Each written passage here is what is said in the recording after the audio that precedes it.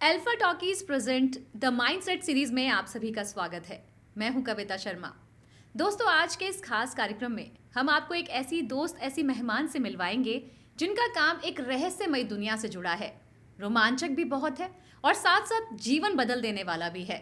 हम बात कर रहे हैं मशहूर टैरो कार्ड रीडर, यूट्यूबर और इंस्टाग्राम पे अपनी बहुत सारे फैंस बनाने वाली टैरो कार्ड रीडर शिविका शर्मा की। तो चलिए स्वागत करते हैं अपनी टैरो कार्ड रीडर शिविका का।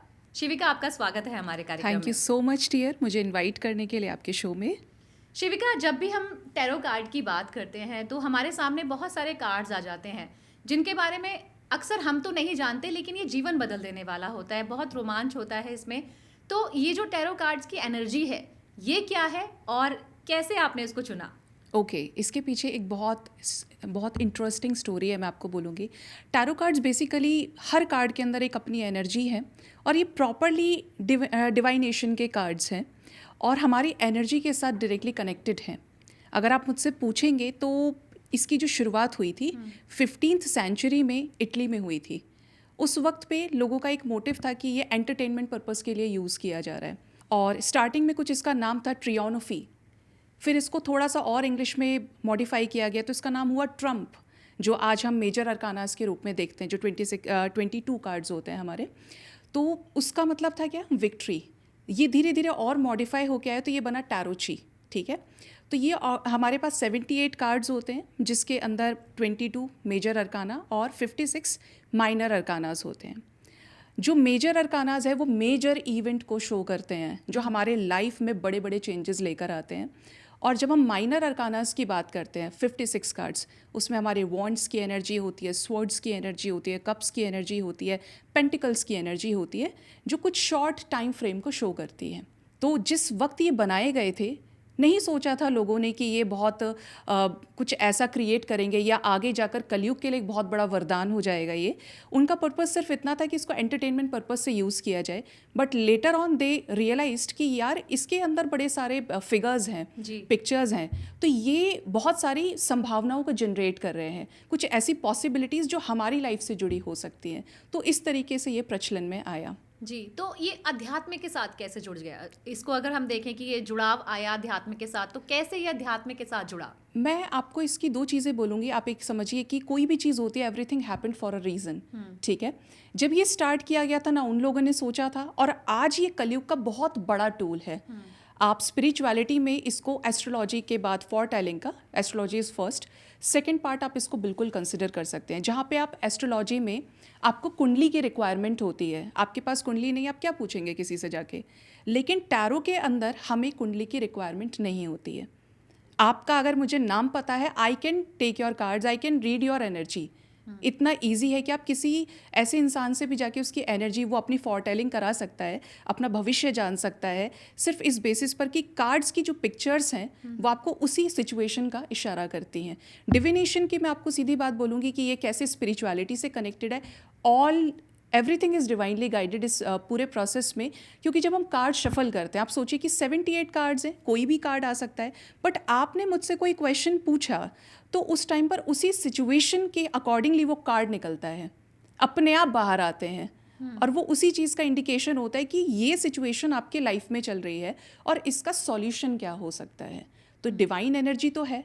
सेकंड, मेरे कुछ ऐसे पर्सनल एक्सपीरियंसेस है कि जब मैं कार्ड शफल करती हूँ किसी सिचुएशन से related, I sense energies very strongly. Subconscious mind में मुझे उसी कार्ड का इमेज आने लगता है और अकॉर्डिंगली मुझे अंदर से लगता है कि अभी देखना ये वाला आएगा, ये वाला बाहर आने वाला है, एग्जैक्टली वही कार्ड आता है। तो उस वक्त मुझे लगता है कि कुछ ऐसी शक्तियाँ होती हैं जो आपसे बुलवाती हैं, आपको दिखाती हैं, आप इस तरीके की रिंगिंग साउंड सुनते हो, आपको आवाज़ें आती हैं, तो वो मैसेजेस आपको सबकॉन्शियस माइंड में दिए जाते हैं।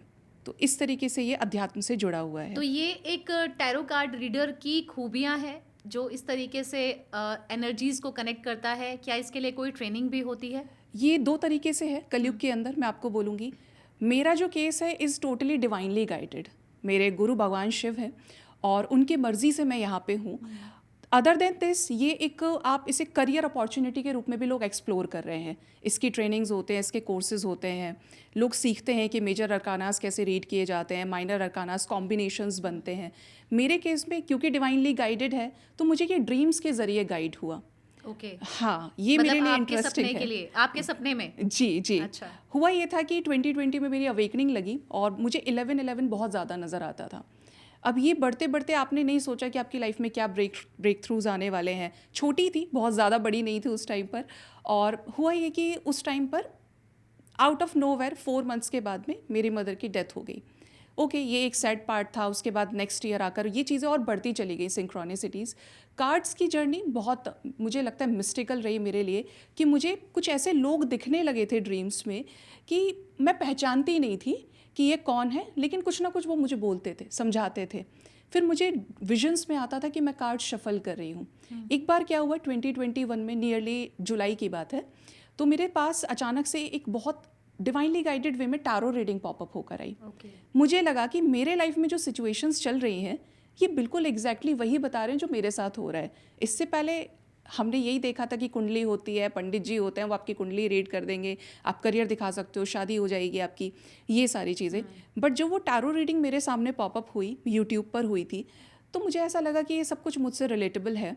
धीरे धीरे 5 to 6 मंथ्स हुए, ये फिर भी नहीं सोचा था कि मैं टैरो रीडर बनने वाली हूँ। फरवरी में मुझे एक ड्रीम आया, और मुझे भी वो भी ड्रीम याद है कि उनके हाथ में एक मैजिकल वॉन्ड थी और पूरा गोल्डन बैकग्राउंड पीछे से था। उन्होंने मुझे बोला कि तुम्हारा मैनिफेस्टेशन और इंट्यूशन बहुत स्ट्रांग है, तुम टैरो क्यों नहीं करती हो। तो मैं बहुत सरप्राइज्ड थी कि ये कौन आई थी जो मुझे बोलकर गई हैं, और इसको सीखने के लिए और इसको जो लोग करते होंगे वो तो गुरु होते हैं। ये बहुत छोटी चीज़ नहीं है कि आप किसी के भविष्य के बारे में बता रहे हो। मैंने नहीं सुना, मैंने सिर्फ एक सिंपली एक डेक ऑर्डर कर लिया, बट फिर भी नहीं सोचा था कि मैं ऐसे करूँगी, जस्ट एक इंटरेस्ट के लिए। 15 डेज़ के बाद में अगेन मुझे एक ड्रीम आया जिसमें उन्होंने बोला कि तुम इसे यूट्यूब पर क्यों नहीं शुरू करती हो। मतलब वो एंजल्स मुझे इंडिकेट कर रहे थे कि तुम इसके लिए आई हो, तुमको ये सब नहीं करना है जो तुम अब तक कर रही हो। मैं जॉब कर रही थी, 7 ईयर्स की मेरी स्टडी रही, लेकिन आज कहती हूँ कि वो चीज़ें मेरे लिए ज़ीरो हो गई, क्योंकि जिस पर्पज़ पे लगाना था वो उन्होंने मुझे लगा दिया। तो इस तरीके से मैं टैरो के अंदर आई। तो जब हम इस तरह की बातें करते हैं, जैसे आपने अपनी जर्नी के बारे में बताया शिविका जी, तो एक ड्रीम से आपकी इस जर्नी की शुरुआत हुई, और अगर ड्रीम को ही हम देखें तो लोगों को अक्सर हमने कहते हुए सुना है कि सुबह का सपना सच होता है तो शाम का सपना सच नहीं होता। मतलब ये भी नींद पर डिपेंड करता है। वहीं मनोवैज्ञानिक इस चीज़ को भ्रम मानते हैं जी। तो आप अपने अनुभव से क्या बताएंगी कि क्या सपने सिर्फ रास्ता दिखाने के लिए होते हैं या वो भ्रमित करने के लिए होते हैं? आपको क्या लगता है? देखिए, पहली चीज़ तो आपको बोलूँगी, अगर कोई हीलर है, रीडर है, तो वो पास्ट में इस तरीके की साधना करके आता है जिसकी वजह से उसको यहाँ पर ये पर्पस सौंपा जाता है, क्योंकि जो डिवाइनिक एनर्जीज होती हैं वो आपकी सहायता करना चाहती हैं। आप में से जितने भी लोग इस धरती पर परेशान हैं, कुछ कुछ चीज़ों को लेकर परेशान हैं, आपको एंजल नंबर्स गाइड करेंगे, रिपीटेटिव नंबर्स की सीरीज़ हो गई, आपको ड्रीम्स में आएंगे, आपके एंसेस्टर्स आ सकते हैं, स्पेशली वाइट में अगर आते हैं। मैं ड्रीम्स की जब बात करूँ, ड्रीम्स 2 तरह के होते हैं। एक आपने बिल्कुल सही बोला, मनोवैज्ञानिक ये कहते हैं, तो वो जो ड्रीम्स होते हैं वो सच्चे नहीं होते हैं, कि आप किसी खाई में गिर गए मॉर्निंग में तो आप शाम तक किसी खाई में नहीं गिर सकते। ये बहुत सारी चीज़ें होती है। लेकिन जब गाइडेड ड्रीम होगा ना, वो 24 घंटे के अंदर, 1 या 2 दिन के अंदर होगा ही होगा। मेरे केस में जो जो ड्रीम्स मैं देखती हूँ वो इतने विविड और इतने इंटेंस होते हैं कि मुझे डर लगता है कभी कभी कि वो चीज़ होगी 24 घंटे के अंदर, या मुझे अर्ली मॉर्निंग तक वो न्यूज़ मिल जाएगी। तो ये कभी कभी डराती भी हैं चीज़ें कि आपने किसी की डेथ देख ली तो आप तो परेशान हैं कि ये डेथ, अब इसको लोग दूसरी तरफ से देखते हैं कि किसी की डेथ हुई मतलब लंबी उम्र हो गई। बट मुझे ये पता है कि मैं 24 घंटे के अंदर 2 से 3 डेथ की न्यूज़ मुझे आ जाएंगी। अच्छा, ऐसा भी होता है? बहुत ज़्यादा होता है। मैं कई दफ़ा देखती हूँ कि मेरे ड्रीम्स में मुझे आकर एंजल्स ये चीज़ें बोल रहे हैं, देखो तुमको ये करना है, तुमको कल ये काम करना है, या आके मैं किसी चीज़ को लेकर थोड़ा सा स्ट्रेस में या एनर्जी बहुत हैवी जब फील करते हो तो वो आकर पुश करते हैं, संभालते हैं। कभी कभी ऐसा लगता है कि मेरी मशीनरी आके ठीक कर रहे हैं। तो मैं बहुत बड़े साइज़ के मैं अपने साथ ड्रीम्स में लॉयंस देखती हूँ कि 8-8 शेर मेरे साथ बैठे हैं। अब ये रियलिटी में आप एक लॉयन नहीं फेस कर पाओगे, लेकिन ड्रीम में है, और मैं उनको अच्छे से जानती हूँ, वो मुझे जानते हैं, मेरे पास आकर यहाँ बैठ जाते हैं। तो मुझे ऐसा लगता है कि यार ये टोटली एक फेरी टेल जैसा चल रहा है जब से मैं टैरेट में आई हूँ। बट ये सब कुछ रियल है, क्योंकि मैं ड्रीम्स में जनरली दर्शन बहुत करती हूँ, स्पिरिचुअल प्लेसेस पे वहाँ साधना करती हूँ। आपने कितने लोगों का एक्सपीरियंस किया होगा, ड्रीम्स की बात करूँ, कि आप अपने आप को नहीं देख पाते हैं। आपने देखा अपने आप को ड्रीम में? अब अगर याद करूँ तो ऐसा रेयरली होता है कि कभी आपको अपने आप को लेकर, पर हाँ, येस, काफ़ी सारे ड्रीम्स ऐसे होते हैं जिसमें कई बार मुझे ऐसा लगता है कि मैं पानी में डूबकर मैं चली गई, तो वो दिन भर मेरे ख्याल घूमता है दिमाग में, इस नहीं तरह के नहीं, सपने। इस टाइप का नहीं, ये तो जस्ट एक आपकी एक छोटी सी घटना हो गई ड्रीम के अंदर कि आप सूक्ष्म शरीर से आप चले गए। मैं कह रही हूँ कि मैंने अपने आप को अपने सामने देखा है, और ये मेरे साथ 4 से 5 बार हुआ है कि मेरी सोल बैठी है मेरे सामने। ओके। हाँ, मैं उज्जैन में जब होती हूँ ड्रीम के अंदर, तो मैं ड्रीम्स में वहाँ पे बैठ के साधना कर रही हूँ। वहाँ पे भगवान शिव का शिवलिंग मेरे बराबर में है, किंग फिशर्स बैठे हैं पास में, माँ पार्वती हैं जो जल चढ़ा रही हैं। तो बहुत सारे ऐसे ड्रीम्स हैं। दक्षिणेश्वर काली में मैं साधना करती हूँ। तो मुझे ऐसा लगता है कि ये डिवाइनली गाइडेड, गॉड गिफ्टेड इसलिए है क्योंकि मैंने पास्ट में ऐसी साधना की थी, और शायद एक हाई लेवल का मेडिटेशन मैंने किया होगा जिसकी वजह से वो सारी चीज़ें होती हैं। जैसे कि आपका जन्माष्टमी है, दुर्गा पूजा है, मेरी सोल निकल जाती है और मैं वहाँ जाकर वो सारे काम करती हूँ जो मुझे रियलिटी में मुझे होश नहीं है क्योंकि मैं सो रही हूँ, लेकिन मुझे वही थकान महसूस होती है। मैं कैलाश पे बाकायदा वो जो बर्फ़ होती है उस पर चल चल के अंदर तक मेरे पैर चले जाते हैं, और मैं देख रही हूँ कि भगवान शिव बैठ के तपस्या कर रहे हैं। मैंने 4 से 5 बार भगवान शिव को देखा है। आप एक्सपीरियंस करते हो, सांसें चढ़ रही हैं, आपको ऑक्सीजन नहीं मिल रही है वहाँ पे, और रियलिटी में आप सो रहे हो। तो ये बहुत सारे ड्रीम्स जो मुझे पास्ट का इंडिकेशन बहुत ज़्यादा देते हैं। तो मतलब सपनों में आप काफ़ी ज़्यादा जो धाम है उनको घूम चुकी हैं, वहाँ बिल्कुल साधना आपने कर बिल्कुल। ली है। आपके रियल लाइफ पे भी बात करेंगे, लेकिन उससे पहले जैसे आपने बोला कि जो पास्ट कर्माज हैं, शायद मैंने ऐसा कुछ किया होगा तो ही जी। मुझे इस जन्म में इस तरह से जो एक रास्ता मिला मैं उस पर चली हूँ। तो अक्सर हमने लोगों को ये भी कहते हुए सुना है कि कर्म करोगे तो फल अच्छा मिलेगा, और बहुत लोग ऐसे हैं जो कि वाकई अच्छे कर्म करते हैं ये सोचने के लिए कि मुझे फल अच्छा मिलेगा, जी, लेकिन अच्छा नहीं होता उन लोगों के साथ। तो क्या आपको लगता है कि जो पास्ट के कर्म है वो हमारे इस जन्म में हमारा पीछा करते हैं? 100% पीछा करते हैं। कर्म की तो आप ऐसी बेड़ी समझिए कि जब तक आपने अच्छा करना शुरू नहीं किया, आपके इंटेंशंस अच्छे नहीं हुए, तब तक आप कर्म बनाते जाएंगे, और इसकी काट सिर्फ आपके पास है और किसी के पास नहीं है जब आप अपने आप को हील करते हो। मैं आपको बोलूँगी कि कर्म की जब हम बात करें, सीधा सा लॉजिक है, कर्मा का जो कॉन्सेप्ट है ना, जितना प्रैक्टिकल है उतना स्पिरिचुअल भी है। स्पिरिचुअल इसलिए क्योंकि हमारी जो सोल है कई सारे जन्म लेती हैं, हम 84 लाख योनियों में घूम के तब जाकर मानव के शरीर को प्राप्त करते हैं जिससे हम यहाँ से मुक्त हो जाएं। अब हमको तो ये लग रहा है कि हमारे साथ कुछ अच्छा नहीं हुआ, हमने तो ये किया था वो किया था। आपके पास्ट के कर्मास बहुत खराब हुए जो आप नहीं देख के आए हो, बट आपकी सोल को पता होता है और वो हील करने की कोशिश करती है अपने आप को। लेकिन आपका जो सबकॉन्शियस माइंड है, जहाँ पे आपके अंदर मन है, वो आपसे बुरी चीज़ें कराता है। आप ये कहेंगे मैंने तो नहीं किया, लेकिन आपने अंदर सोचा ना किसी के लिए, अब जो आप सोच रहे हो वो मैनिफेस्ट हो गया। आप रियलिटी में वो चीज़ें कर रहे हो, क्योंकि हर चीज़ क्या है, एनर्जी है, और हर चीज़ इतनी ज़्यादा एक दूसरे के साथ इंटरकनेक्टेड है ना कि जब तक आप बहुत हील्ड नहीं है तब तक आप बार बार कुछ ना कुछ सोचते रहेंगे, आइदर वेरी पॉजिटिव और वेरी नेगेटिव। तो कर्मा नहीं कटेगा आसानी से, ये तभी कटता है जिस दिन से आपको समझ में आ गया कि व्हाट इज़ कर्मा, और मुझे ये करना है तो क्यों करना है। अच्छा, तो आप पहली चीज़ तो आप डोनेट करिए, चैरिटी करिए, ये सोच कर नहीं, जैसे होता है ना आज के टाइम में हम पूजा करेंगे तो भगवान से हमें मिले। मैं ये चैरिटी कर रहा हूँ, यूनिवर्स भगवान जी तो मुझे ये चीज़ मिलनी चाहिए, मैं डॉग्स को फीड कर रहा हूँ तो मेरे साथ अच्छा होना चाहिए, यही चल रहा है। Yes. कलयुग का कॉन्सेप्ट है कि मुझे चाहिए तब मैं ये सब करूँगा, अदरवाइज मैं अपने भगवान जी चेंज कर लूँगा। ये बहुत चल रहा है आज के टाइम में, बट ऐसा नहीं होता है। आपको चीज़ें सीखनी पड़ेंगी, आपको अनकंडीशनल करना पड़ेगा, आपको सबको ब्लेसिंग्स देनी पड़ेंगी, माफ़ करना सीखना पड़ेगा। और जब आप ये चैरिटी इज़ लाइक समथिंग कि जब मैं नहीं कहती कि आप किसी में जाके डोनेट कर रहे हो, आप बेसिकली अपने आसपास की चीज़ों को देखिए, कहाँ आपकी नीड है। ऐसा समझिए कि एक एग्ज़ाम है, आप उसकी प्रिपरेशन कर रहे हो। एक तो आपने सोच लिया कि मुझे ये याद हो गया, मैंने रटाफिकेशन किया और हो गया।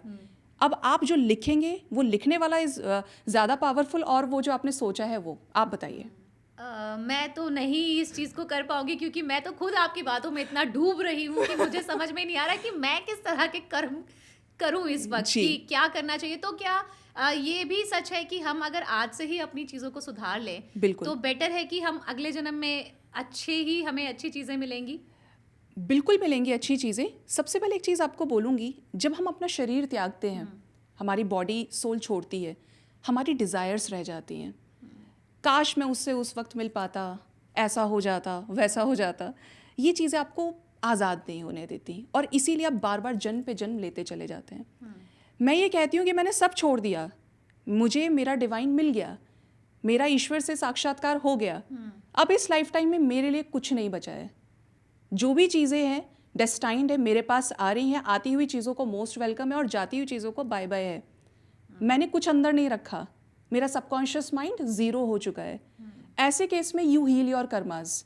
आप चैरिटी करो, आपकी सोल उस लेवल पर सेटिस्फाई होती चली जाएगी। आप खुद ही सोचिए, एक आदमी ने आपसे एक गिलास पानी मांगा, एक 10 लोगों को देने वाला है, तो जो वो एक वाला हो उससे ज़्यादा पावर 10 को देने वाले के पास होगी, क्योंकि उतना झुकाव है आपका उसके प्रति। यही चीज़ें आपकी काउंट होती हैं आपके कर्मास में। यही चीज़ें आपके बच्चों को, आपकी फैमिली को प्रोटेक्ट करती हैं, क्योंकि आपके सामने एक बेजुबान घूम रहा है, आप उसको ऐसे ही छोड़ रहे हो, उसको चोट लगी, आप अरे यार मैं ऑफिस के लिए लेट हो रहा हूँ, ये हो रहा है, वो एक्सक्यूजेस भगवान नहीं देखते हैं। वहाँ पर आप समझ लीजिए आपके एक गुनाह की माफ़ी नहीं है, एक झूठ की माफ़ी नहीं है।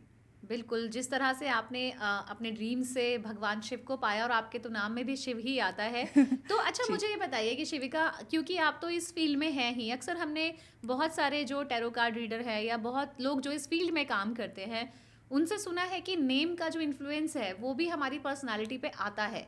तो क्या ये बात सच है कि जैसे आपके नाम में शिव आते हैं और आपने कहा कि शिव आपके आराध्य भी हैं, क्या ये वजह थी या शिव ने आपको रास्ता दिखाया? बट यहाँ नाम की बात हो रही है। ओके, मैं यहाँ पे सीधा आपको बोलूँगी कि मैंने नहीं सोचा कि नाम से ये चीज़ें होती हैं, बट आप जब मुझसे रिलेट करेंगे तो आपको और ज़्यादा क्लैरिटी मिल जाएगी, श्योरिटी मिल जाएगी। जब मैं पैदा हुई थी उस टाइम पर श्रावण मास चल रहा था, मंडे का दिन था, सोमवार का, और मेरे पापा भगवान शिव की पूजा करते हैं, उनके आराध्य हैं, और उसके बाद उन्होंने ये डिसाइड किया था कि अगर कोई भी मेरा फर्स्ट बेबी होता है तो मैं उसका नाम भगवान शिव के नाम के ऊपर रखूँगा। ये मेरा एक वो स्टार्टिंग से रहा। लेकिन एक जब मेरी मॉम की डेथ हुई थी उस टाइम पर मैं रिलीजियस नहीं थी, स्पिरिचुअलिटी मुझे पता ही नहीं थी क्या होती है। मैं जस्ट एक नाराज़ थी और लोगों की तरह कि मेरी माँ को मुझसे छीन लिया। हमने बहुत अच्छा किया लेकिन हमको मिलने भी नहीं दिया, क्योंकि उस टाइम पर हमारे साथ बहुत इनजस्टिस हुआ, उस पर ज़्यादा नहीं जाएंगे। लेकिन एक विश्वास टूटा ना, मैंने भगवान से सिर्फ इतना मांगा था कि मेरे घर में अच्छी चीज़ें रहें, शांति रहे, मुझे किसी और का नहीं चाहिए। लेकिन वो चीज़ें एकदम से डिटैच होने पे मजबूर कर गई। उस टाइम के बाद टैरेट में आने के बाद जब मुझे रास्ता मिला, चीज़ें समझ में आई, तो अभी मेरे पास सारे रीज़न है कि ऐसा इसलिए हुआ था। अब मुझे उन चीज़ों से फ़र्क ही नहीं पड़ता है, क्योंकि आप 3D में जब आपको पता है हर चीज़ लिमिटेड है, कुछ भी फिक्स नहीं है, तो आप क्यों अटैच होंगे? आपको पता है आपकी सोल, सुप्रीम सोल के साथ जो आपका कनेक्शन है, that is only permanent here. तो आपका मिशन तो पूरा क्लियर है ना, आप क्यों वहाँ इन्वेस्ट करेंगे, ज़्यादा रोएंगे, तड़पेंगे, ये है वो है। ठीक है, you have desires, you have emotions for someone, for some situations कि आपके फेवर में हो जाए, तो उसके लिए why don't you heal your karmas. हर चीज़ का रिजल्ट अगर कर्म लेकर आ रहा है आपके लिए तो आप वो अच्छा कीजिए। डिवाइन से तो केवल आप सपोर्ट मांगिए कि आप जिस तरफ देखें, जिस तरफ चले, भगवान आपके साथ रहे, जैसे बिल्कुल अर्जुन ने भगवान कृष्ण को सरेंडर कर दिया था। तो भगवान को पाने के लिए क्या रास्ता है? आप प्योर हो जाइए, अपनी रियल सेल्फ के साथ कनेक्ट करिए, क्योंकि वो जानते हैं कि आप कौन हैं, आप उनके बच्चे हैं और वो अपने बच्चे की हर क्वालिटी से वाकिफ़ हैं। अब कोई ज़रूरत नहीं है कि मुझे ये पूजा करनी है, 5 बजे उठना है, मुझे ये नहीं किया तो ऐसा हो जाएगा। ये सिर्फ एक मिथ है, क्योंकि आप अपने आसपास वैसे ही सबकॉन्शियस माइंड में जो सोचा है ना, वो एनर्जी सरफेस पर मैनिफेस्ट कर लेते हो, वो चीज़ें आपके साथ होती हैं। और डिवाइन अपने आप में एक सुप्रीम एनर्जी है। तो कहीं ना कहीं हमने ये भी, क्या इस बात में भी सच्चाई है कि यूनिवर्स जो है आपको घूम घूम के वही चीज़ें देती हैं जो आप सोचते हैं? तो ये बात हम कनेक्ट कर सकते हैं कि अगर अब आपने सोच ही लिया कि मैं मैथ्स में अच्छा नहीं हूँ, लाइक कोई बच्चा ऐसे बोलता है कि मैं मैथ्स में अच्छा नहीं हूँ जी, तो अब वो चीज़ क्या उसके दिल में घर कर गई, तो ये रियलिटी है कि वो ऐसा ही होगा। जब तक हम मानेंगे नहीं, अगर हमें सोचना ही नेगेटिव है तो नेगेटिव ही होगा। तो इस तरह से एनर्जीज काम करती है। इस पर आपका क्या कहना है कि कैसे जो आप सोच की बात कर रही है मैनिफेस्ट होना स्टार्ट हो जाता है? तो क्या हमारा माइंड भी उस चीज़ को रीड कर करके हमसे वही काम करवाता है? एग्जैक्टली मैं आपको 2 चीज़ें बताऊंगी इसमें। आपके अपने सबकॉन्शियस माइंड में आप क्राउन पे बैठ के, जो आपका ये टॉप मोस्ट चक्रा है, 7th चक्रा, आप यहाँ पे एक अलग यूनिवर्स लेके चल रहे हो। You have your own universe जो पूरी बॉडी में सिग्नल्स दे रहा है, आपको ये करना है, आपको पलक झपकाने के लिए पूछना नहीं पड़ेगा कि मैं कर लूँ, आपको भूख लग रही है, अपने टाइम से लग रही है, आप चल रहे हो, आपको जैसे कोई सेंसेशन फील हुआ, आपने तुरंत अपनी एक्टिविटी चेंज कर दी, यहीं से जनरेट हो रहा है। ये आपका सीपीयू है, आपका सबकॉन्शियस माइंड। ये एक यूनिवर्स है, और एक पूरा यूनिवर्स जो पूरा ब्रह्मांड है, जो खुद डिवाइन है। मैंने कोई चीज़ सबकॉन्शियस माइंड में सोची कि मुझे इस चीज़ से खतरा है, मैंने उसको इतना फ्यूल दे दिया ना, उस पर इतनी एनर्जी दे दी कि आप मेरे सामने यूनिवर्स वैसी ही चीज़ें लाएगी। फॉर एग्जाम्पल, आपका समझ लीजिए ब्रेकअप हुआ है, मेरे पास बड़े सारे केसेस आते हैं ऐसे। ब्रेकअप हुआ है आपका, और अब आपके पास में, आप तो रो रहे हैं, मुझे शिकायत है, ये है वो है। आपके पास यूनिवर्स, आज के टाइम में फ़ोन है सबके पास में, ब्रेकअप से रिलेटेड गाने भेजेगी, सैड सॉन्ग्स आ गए आपके पास में, आपके पास ऐसा आएगा, ठुकरा के मेरा प्यार मेरा इंतकाम देखेगी। This is what universe is sending as a synchronicity to us. आप हर चीज़ आपकी उसी तरीके से आगे बढ़ेगी।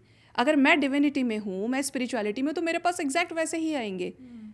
इस तरीके से आपकी एनर्जी काम करती है कि यहाँ पे जो जनरेट किया वो बाहर आप क्रिएट कर लोगे। जी, तो इस तरह से ये चीज़ें काम करती हैं, और इस पे ही आप लोग काम करते हैं। एक चीज़ तो आपको और बोलूँगी, मैं हमेशा एक चीज़ बोलती हूँ अपने क्लाइंट से, अपने व्यूअर से, सोच समझ कर सोचे क्या सोचना है, क्योंकि आप जो सोचेंगे वही क्रिएट हो जाएगा।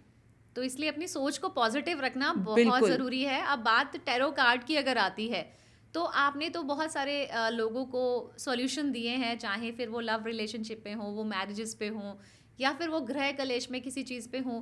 तो टैरो कार्ड जो है बेसिकली किस तरह से काम करता है? मान लीजिए कोई आपके पास आता है किसी मुद्दे को लेकर, तो आप तो सारे कार्ड बिछा देते हैं, मैंने देखा है, तो उसमें से कोई एक कार्ड पिक करना होता है, तो फिर उसके बाद सॉल्यूशन कैसे, मतलब कैसे फिर आप रीड कर पाती हैं? मैं आपको इसमें सीधा सीधा बोलूँगी, क्योंकि मैं डिवाइनली गाइडेड हूँ, तो मैं इस तरीके से कार्ड रीडिंग करती ही नहीं हूँ कि मैंने कार्ड्स स्प्रेड कर दिए और किसी और को आके पुल करना पड़े। बेसिकली मैं और मेरे कार्ड्स एक अपना सेपरेट बेस है हमारे पास में, एक रूम है जो बहुत हाई एनर्जी का होता है। When I entered my energy room, मुझे कार्ड्स की वाइब्रेशन फील होने लगती है। मेरे पास बहुत सारे डेक हैं, not even a single deck. तो मैंने ये देखा है कि वो कार्ड्स मुझे गाइड करते हैं कि तुम हमें लो, आज हम जाएंगे। और एग्जैक्ट जब मैं उस डेक को टच करती हूँ, आप सोचिए कि कितनी डिविनिटी होगी, कितनी हाई एनर्जीज होती है स्पिरिट्स की, कि वो कार्ड मेरे सबकॉन्शियस माइंड में चलने लग जाते हैं। और ऐसा नहीं कि 78 कार्ड्स है तो वही सब आएंगे, कोई एक या दो। और जब मैं रीडिंग में एंजल्स को प्रे करती हूँ, जिस टाइम मैं कार्ड्स निकालती हूँ, उस टाइम पर फर्स्ट या सेकेंड कार्ड वही आता है। अब जब हम टैरो कार्ड्स की बात करते हैं कि मैं किस तरीके से रीड करती हूँ, तो बेसिकली मैं बहुत डीप में चीज़ें चेक करती हूँ। मुझे कोई मतलब नहीं है कि उसमें से 4 कार्ड्स निकाले तो मैंने आपकी लाइफ को उस पर देख लिया। मुझे जो मेरे एंजल्स गाइड करते हैं, मेरे असेंडेंट मास्टर्स, मैं उनके अकॉर्डिंगली चलती हूँ। वो जो बोलेंगे वो मैं बोलती हूँ। इवन मैं इतनी श्योर हो गई हूँ कार्ड्स को लेके कि जब मैं क्लैरिफाई करती हूँ, मेरे कई बार व्यूअर्स मुझे बोलते हैं, जो मुझे देखते हैं यूट्यूब पर, वो मुझे बोलते हैं कि मैम आपसे ऐसा लगता है कार्ड्स बात करते हैं, आप जो बोलते हो कार्ड्स वही आते हैं। मैं बोलती हूँ कि अभी देखना डेथ आएगा, मैं क्लैरिफाई करूँगी, और डेथ आता है जब मैं शफल करती हूँ। मैं बोलती हूँ कि अब नेक्स्ट वाले में एंजल्स ये वाला कार्ड नहीं आया तो कुछ नहीं है, तो वो वही कार्ड देते हैं एग्जैक्टली जो मैं बोलती हूँ उनको। तो ये आपकी अपनी एनर्जी से जब कनेक्ट करते हैं ना, मेन फंडा है कि आप इन्हें सरेंडर कर दो, क्योंकि जब आप ऐसी जगह पे हो ना, तो आपको उनकी तरफ सरेंडर्ड वाइब्रेशन में रहना पड़ेगा। आप ये सोचेंगे मैं तो ये स्टडी करके आया हूँ, मैं ये कर लूँगा, मैं ये कर लूँगी, वो लोग कार्ड नहीं रीड कर पाते हैं। जी, मैंने देखा है आपके YouTube चैनल पे कि जो आप जिस रूम में बैठ करके ये काम करती हैं, जब आप रीड करती हैं कार्ड्स को, तो आप बार बार एनर्जी की बात कर रही हैं। अब एनर्जी से हमारे जो आम हमारी जनता है या हमारे जो दर्शक है, वो समझते हैं एक नेगेटिव एनर्जी, एक पॉजिटिव एनर्जी।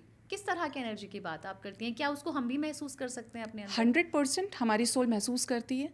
हम उसे आने दें या ना दें, हम बोलें कि हम नास्तिक हैं, we don't believe in God, कुछ नहीं होता भगवान जैसा, उसका भी मेरे पास रीज़न है। आपके मन का नहीं हुआ तो यू साइड की भगवान होता ही नहीं है, क्योंकि आपकी उम्मीदों को तोड़ा भगवान ने, आपके अपने पास्ट के कर्मास की वजह से। आप कहते हैं मैं आस्तिक हूँ, तो सिर्फ पूजा अर्चना करने से you can not be an आस्तिक कि आप स्पिरिचुअल हो गए। आप एनर्जी जो फील कर रहे हो अपने अंदर, वो आपके कर्मास के ऊपर है। बहुत लोग मंदिर जाएंगे अंदर, बहुत लोग उसे बाहर से देख के भी आ जाएंगे, है ना। ये दोनों चीज़ें हैं। जा वो रहा है जिसको गाइडेड है, और लौट कर वो आ रहा है जिसको गाइडेड नहीं है, उसके कर्मास हील नहीं हुए हैं, तो वो फील कर पाएगा एनर्जी ज़्यादा उस लेवल पे। जो डिविनिटी की तरफ है वो पॉजिटिव फील करेगा, उसके अंदर एक विश्वास होगा, ट्रस्ट होगा, फेथ होगा यूनिवर्स के ऊपर। और जो दूसरे हैं वो अपने कर्मास की वजह से हर एक चीज़ को नेग्लेक्ट करने की कोशिश करेंगे, उसमें तर्क ढूंढने की कोशिश करते हैं। तो ये इस तरीके से काम करता है। अभी आपने पूजा की बात की, पूजा अर्चना भगवान को याद करने की बात कही, तो आपने चलो एक जो चीज़ है ना बहुत मेरे जैसे लोगों के लिए इजी कर दिया कि सम टाइम ऐसा होता है कि आजकल लोग बहाने बहुत बनाते हैं, चाहे वो हेल्थ हो या भगवान की पूजा जी। करना हो, हर चीज़ के लिए टाइम निकल जाता है। बट बात जब आती है, जब हमारे घर में मम्मियाँ अक्सर कहती हैं कम से कम 1 लोटा जल तो सूर्य भगवान को चढ़ा दिया कर, जी। तो उसका भी टाइम नहीं मिलता। तो मन में ना पूरे दिन एक बात रह जाती है कि कम से कम 1 लोटे जल की ही तो बात थी, चढ़ा लेते तो क्या पता नहीं आज क्या हो जाए, मम्मी की बात नहीं मानी, पूजा नहीं करी।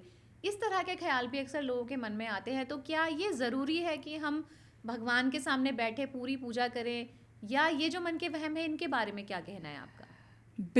बिल्कुल ट्रस्ट मत कीजिए कि आप पूजा करेंगे तो ही आपका दिन अच्छा जाएगा। हाँ। आप पूजा करेंगे तो आस्तिक होने का एक निशानी हो सकती है आपकी कि आप जुड़ रहे हैं भगवान से, आपको विश्वास है कि आप ऐसा करो। पहली चीज़ तो विश्वास है, अगर आपको है तो आप क्रिएट कर लेंगे, क्योंकि विश्वास अपने आप में पॉजिटिव वर्ड है। और आपको विश्वास नहीं है तो आप कुछ भी करिए, कुछ नहीं हो सकता है। रही बात पूजा अर्चना की, कुछ रिचुअल्स की जो हर एक किसी न किसी रिलीजन में चलता है, तो मैं आपको बोलूँगी आप इंसान अच्छे हैं ना तो ये सारी चीज़ें रिकवर हो जाती हैं।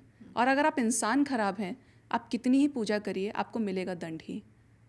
तो पहला आपका कर्म, उस पर आप चलिए, अच्छा है तो अच्छा और बुरा है तो बुरा। किसी को अननेसेसरी आप नेगेटिव इंटेंशंस मत लीजिए कि मेरे पास बड़े सारे एक्सक्यूजेज हैं। आपकी अपनी एनर्जी ड्रेन होने लगती है, और जब आपकी एनर्जी ड्रेन होगी ना, आप ऑटोमेटिकली अपनी लाइफ में चीज़ें स्टक करके बैठ जाते हैं। फिर आप बोलते हैं मेरे साथ कभी कुछ नहीं अच्छा होता है, मेरे साथ खराब ही हुआ है आज तक। ये चीज़ें ब्लॉक करती हैं। पूजा पाठ में आपको बोलूँगी कम करो, लेकिन ऐसा करो कि वो आपको प्राप्त हो जाए। मैं कोई पूजा नहीं करती, आप मुझे सोचिए कि मैं इस फील्ड में हूँ, मैं पूजा नहीं करती। अच्छा, ये भी एक इंटरेस्टिंग फैक्ट है हाँ। आपके बारे में, जबकि आपका वो कमरा काफ़ी ज़्यादा उसमें हमने देखा हाँ, है कि बिल्कुल। भगवान विराजमान है वहाँ पे। तो मैं नहीं करती पूजा। मैं तो बोलती हूँ भाई मेरा ये है, मैं कोई टाइम से नहीं उठती हूँ, क्योंकि मेरा काम इस तरीके का होता है। मेरे पर्सनल कंसल्टेशंस होते हैं, मेरे रिकॉर्डिंग्स होते हैं, मैं बहुत ज़्यादा ऑक्यूपाइड रहती हूँ। तो जिस वक्त लोग उठते हैं उस वक्त मैं सोती हूँ, और जिस टाइम पे सब सो जाते हैं उस टाइम पर मैं उठती हूँ। तो वो बहुत चेंजेबल चीज़ें हैं, लेकिन एनर्जी लेवल पर आप एक इंस्ट्रूमेंट बन जाते हैं डिवाइन की। वो जिस वक्त आपका जिस दिशा में बटन दबाएंगे आप उसी तरफ चलने लगते हैं। जी। और वो चीज़ें मुझे हार्म भी नहीं करती। मैं ये नहीं करूँगी, वो नहीं करूँगी, तो मैं बोलती हूँ कि ये संसार के लोगों के लिए है, मेरा काम उसके बिना चल रहा है। मुझे यूनिवर्स ने गाइड कर दिया है, ऑर्डर आ गया है, मुझे उस आदेश पे काम करना है। बिल्कुल। लोगों से आप कनेक्ट होती हैं, तो हमने देखा है कि आजकल तो अब डिजिटल का ज़माना है, बहुत चीज़ें ऐसी हैं जो आपको बहुत हैंडी हैं। अगर हम किसी भी चीज़ की बात, लाइक कुंडली दिखाने की ही बात है, तो आजकल तो बहुत सारी ऐप्स अवेलेबल हैं जिस पे लोग अपने आप ही अपनी कुंडली जान लेते हैं। तो क्या ये जिस तरह से हर कोई आज अपने आप को बोलता है कि मैं ये हूँ, मैं वो हूँ, ये भी आजकल बहुत ज़्यादा हो रहा है, तो लोगों को भी परेशानी होती है एक्चुअली जानने में। इसके बारे में क्या कहना है, एक्चुअली एक सही टैरो कार्ड रीडर तक या सही एक व्यक्ति तक कैसे पहुंचा जाए? अगर आप एक बहुत इसमें सही की अगर मैं बात करूँ तो इंट्यूशन बहुत मैटर करता है। इंट्यूशन उसका पावरफुल होगा जो ज़्यादा डिवाइन से जुड़ा हुआ होगा, जिसको बहुत लालच नहीं होगा। क्योंकि जब आप इस फील्ड में आते हो ना, you see lot of money coming towards you, क्योंकि हर कोई तो परेशान है। Yes. You are making more money every day. लेकिन अगर आपके अंदर इंसानियत का भाव है, हमें बोला जाता है, और मैं ये आपको भी बोलूँगी कि आपको कर्माज अपने हील करने, अपने सैलरी का आप 10% ज़रूर डोनेट कीजिए, दशांश आपको डोनेट करना चाहिए। हम लोग एनर्जी वाले हैं, तो एनर्जी वालों के लिए तो और ज़्यादा स्ट्रिक्ट हैं ये चीज़ें कि जब तक आप नहीं करोगे उसको हील, तब तक आपको कर्मा हिट करेगा। इसीलिए बहुत सारे लोगों की जो बहुत ज़्यादा बिजनेस माइंडेड हो जाते हैं, उनकी शक्तियाँ चली जाती हैं। ऐसा होता क्यों है वैसे? ऐसा इसीलिए होता है क्योंकि अब आप सोचिए, मैंने आपसे कोई फ़ीस ले ली आपकी, मैंने करा तो कुछ नहीं यूनिवर्स के बच्चों के लिए, मैंने इंसानों को हील कर दिया, बट मेरे सामने तो आज भी लोग ठंड से काँप रहे हैं, डॉग्स घूम रहे परेशान, भूखा है बच्चा, आप छोड़ के निकल गए। अरे नहीं यार, कर तो लिया, कार्ड्स रीड कर लिया, अच्छा सोचा मैंने, अच्छा किया है, रीडिंग सही करी है, लेकिन आप मटेरियलिस्टिक जैसे ही हुए और आपने ये सोचा कि आप सर्वशक्तिमान हैं, तब यूनिवर्स आपसे ले लेती है। तो एनर्जी, बार बार मुझे एनर्जी इसलिए याद आ रही है क्योंकि व्यक्तित्व जो है ना आपका, वो कहीं ना कहीं आपके हाव भाव से भी दिखाई दे जाता है। और आप तो इस फील्ड में हैं, तो आप कहीं जाती होंगी, तो जब लोगों से मिलती होंगी तो वो एनर्जी पता लग जाता है ना, जैसे हम बोलते हैं कि अरे इससे मुझे बहुत नेगेटिव वाइब्स आ रहे हैं। या वाइब्स मैटर एक्चुअली करते हैं। ये होता है क्या कि नहीं मुझे अच्छा नहीं लगा, तो आप तो जज कर लेती होंगी लोगों को जाकर कि किससे कितनी बात करनी है नहीं करनी है। और अगर आम लोग इस चीज़ को पहचानना चाहें, क्योंकि नहीं है हम लोगों में समझ, तो क्या इसका भी कोई मंत्र है, नेगेटिव पॉजिटिव? मैं आपको अपने केस में बताती हूँ। जब आप अपने माइंड बॉडी सोल से अलाइनमेंट में आ जाते हैं, आपका मन, आपका दिल, आपकी आत्मा एक हो जाती है, तो आप उसके इशारे पे काम करते हैं। मैं बहुत एक आइसोलेटेड लाइफ में रहना पसंद करती हूँ, बहुत ज़्यादा डीलिंग्स नहीं, बट जब भी मैं जाती हूँ बाहर, पहली बात तो वो गाइडेड होता है, और दूसरी चीज़ जब मैं लोगों तक जाती हूँ, ये इंट्यूशन का कमाल है कि जब मैं उनसे इंटरेक्ट करती हूँ तो वो इंसान, मैं तुरंत उससे पहले ही बोलूँगी यार ये अभी कुछ करने वाला है, अभी ये कुछ करेगा, इतनी देर में वो झूठ बोलेगा या कुछ ना कुछ करेगा, और यूनिवर्स मेरी लाइफ से तुरंत डिलीट करती है उसे। वो लोग मुझे मिले नहीं दोबारा जो लोग मेरे लिए कुछ गलत सोचते होंगे या जिनकी एनर्जी मेरे टुवर्ड्स पॉजिटिव नहीं होगी। स्पिरिचुअल जर्नी का एक पार्ट है कि जब आप ज़्यादा स्पिरिचुअल होते जाते हैं, यूनिवर्स उन लोगों को डिलीट करना शुरू करती है जो आपके शुभ चिंतक नहीं होते और जो आपको हार्म करने की कोशिश करते हैं। तो मैं अपने बारे में क्या समझूं, हम दूसरी बार मिले हैं। आप तो, आपके साथ तो एक पॉजिटिव वाइब्रेशन मुझे कनेक्ट करने में मिल रही है। मुझे भी अब ये चीज फील होने लगी है कि कैसे हम कनेक्ट कर सकते हैं। खैर, अभी सोल की बात हुई, सोलमेट के ऊपर हम अब आएंगे कि सोलमेट जो हैं, हमने ये भी आपके जो भी आपके क्लाइंट्स आते हैं, जो लोग आपसे मिलते हैं, आजकल हम देख रहे हैं love relationship is a very very burning topic, और आजकल तो रिश्ते यूं मिनटों में टूट जाते हैं। बिल्कुल, बिल्कुल। तो इस तरह के लोग जब आपके पास आते हैं तो उनके साथ आपका क्या एक्सपीरियंस रहता है? सोलमेट हम कहते हैं, सोलमेट कैसे बन जाते हैं, यहाँ कैसे सोल काम करती हैं? देखिए कैसा होता है ना, बहुत ज़्यादा वायरल और जो ट्रेंडी चीज़ें होती हैं वो आपके दिमाग में बैठ जाती हैं। अगला बंदा आपका कार्मिक है, but you are treated him as your soulmate. यहाँ मैं इस- आपको हाँ, रोकूंगी। जी, कार्मिक मैंने आपसे जानना चाहा था पहले भी, जब हम बात कर रहे थे जी। कैमरा से हटके, तो आपने कार्मिक वर्ड यूज किया था, तो इसको थोड़ा सा आप हमें डिटेल में बताइए कि कार्मिक लोग समझे कैसे इसको आसान समझे भाषा कैसे? में। हर वो व्यक्ति आपके लाइफ में जो आपका बुरा कर रहा है, बुरा सोच रहा है, आपने उसके साथ बहुत अच्छा किया, आप आज भी उसके लिए अच्छे खड़े हैं, लेकिन वो लोग आपकी बुराई कर रहे हैं, आपका बुरा कर रहे हैं, पीठ पीछे आपको बुरा बोल रहे हैं, आपने बहुत सारा पैसा दे दिया फिर भी वो आपका बुरा कर रहे हैं, आपसे लेते जा रहे हैं, लेकिन बदले में क्या दे रहे हैं? सिर्फ आपको हेट्रेड फैला रहे हैं, नफरत दे रहे हैं आपको। वो लोग आपके कार्मिक होते हैं। आप अभी रास्ते में कहीं जाएं, आपके हाथ में वॉलेट है, कोई वॉलेट लेके भाग गया, वो पार्टनर, वो जो पर्सन था आपका कार्मिक था, क्योंकि हो सकता है कि पास्ट लाइफ में आप लेकर भागे थे। अच्छा, मैं वही पूछने वाली थी। अब मैं ये सोचने लगे कि मैंने तो किसी का बुरा नहीं किया, मैंने कभी किसी का पर्स नहीं मारा, तो मेरा क्यों लेके गया? ये सवाल भी तो आपके मन में आते हैं, मैंने क्या किया था? इसीलिए ज़्यादातर लोग अपने आप को निर्दोष समझते हैं। भगवान के पास सबका रिजल्ट तैयार रहता है। पूरी हमारी तो मेमोरी डिलीट की जाती है ना या बेचते टाइम पे, उनको तो सब पता है, और कर्म की काट साथ के साथ है, कर्म का जो निर्णय है वो साथ के साथ है। तो इसीलिए कर्म अच्छे करने चाहिए, क्योंकि कार्मिक रिलेशनशिप जो होता है ना, ज़्यादातर लोग यहाँ पर कर्म की बेड़ियों में जकड़े हैं। कार्मिक हस्बैंड हो सकता है, कार्मिक वाइफ हो सकती है, समटाइम्स इवन कार्मिक पेरेंट्स भी होते हैं जो भेदभाव करते हैं या जो चीज़ें बहुत ख़राब कर लेते हैं। आपने कई सारे ऐसे देखे होंगे लोग कि दो लोग बड़े प्यार करते थे, लेकिन माँ बाप ने समाज की वजह से, रिलीजन की वजह से शादी नहीं होने दी। अब वो उसके साथ खुश नहीं है, वो उसके साथ खुश नहीं। यहाँ से एक तीसरा टॉपिक बन जाता है, एक तीसरा सिचुएशन जो जनरेट होता है वो एक्स्ट्रा मैरिटल। यस। और ये लोग नहीं समझते कि ये कितना डीप है। आप आत्मा से रोते हैं कार्मिक जब आपको रुलाता है। तो शिविका जी, आपकी फील्ड मतलब है तो टैरो कार्ड रीडिंग, तो ज़्यादातर लोग आपके पास क्या समस्या लेके आते हैं, और जब लोगों की प्रतिक्रियाएं आपको मिलती हैं तो एज अ पर्सन कैसा मतलब उनका अनुभव रहता है, ये भी हम आपसे जानना चाहेंगे। ओके, अगर मैं अनुभव की बात करूं तो बहुत खुश होते हैं। उनको ऐसा लगता है कि हमारे जैसा हमें कोई मिल गया। क्योंकि मैं अगर नींद में भी हूँ ना और किसी ने मुझे कोई क्वेश्चन पूछ लिया, सोते सोते भी बड़े सारे मैसेजेस आपको आते हैं, मैम क्या करना है, जो मेरे पुराने क्लाइंट्स होते हैं, मैं उनको सीधा क्लियर बोल देती हूँ कि आप ये चीज़ करो, ये चीज़ मत करो। मैं अपना फ़ायदा नहीं देखती हूँ। मुझे ये है कि इंसानियत के नाते अगर मैं इनकी जगह होती तो मुझे क्या करना था। उस लेवल पर मैं बहुत सरेंडर्ड रहती हूँ कि ये मेरा सोल पर्पज़ है, मुझे सोल्स को हील करना है, मुझे अपना बेनिफिट नहीं उठाना है वहाँ से। मुझे यहाँ पे 3D की कोई प्रॉपर्टी नहीं इकट्ठी करनी है, क्योंकि सब कुछ नश्वर है, कोई साथ नहीं लेके गया, सब छोड़ कर जाते हैं। तो उस लेवल पे लोग जब इंटरेक्ट करते हैं तो वो फिर कहीं और नहीं जा पाते। बोलते हैं मैम हर जगह ना लोग प्रोफेशनल हैं, वो उतना ही मिनट बात करेंगे, उतना ही मिनट में छोड़ देते हैं। उनको हमारी लाइफ से कोई लेना देना नहीं है। जब तक पैसे दो तब तक वो अपने हैं, वरना वो फिर भूल जाते हैं, उनके पास टाइम नहीं है। बट आपसे फर्स्ट टाइम भी इंटरेक्ट किया ना, तो ऐसा फील हुआ कि हम किसी अपने से बात कर रहे हैं। इसीलिए मेरे पास सबकी ज़्यादातर चीज़ें मुझे पता होती हैं और मैं किसी से शेयर नहीं करती हूँ। तो ये ट्रस्ट वाला फैक्टर भी क्या एक टैरो कार्ड रीडर और उनके जो भी लोग उनसे मिलने आते हैं, ये भी ज़रूरी होता है? या फिर जैसे यहाँ पर ऐसा, जब आपने इस फील्ड में जब आप नए नए थे कि किसी की कोई चीज़ आपके मन में रह गई, Okay. लगातार आप उस पर सोच रहे हो कि ऐसा कैसे हुआ, या कोई ऐसा अनुभव जो आप हमारे साथ शेयर करें?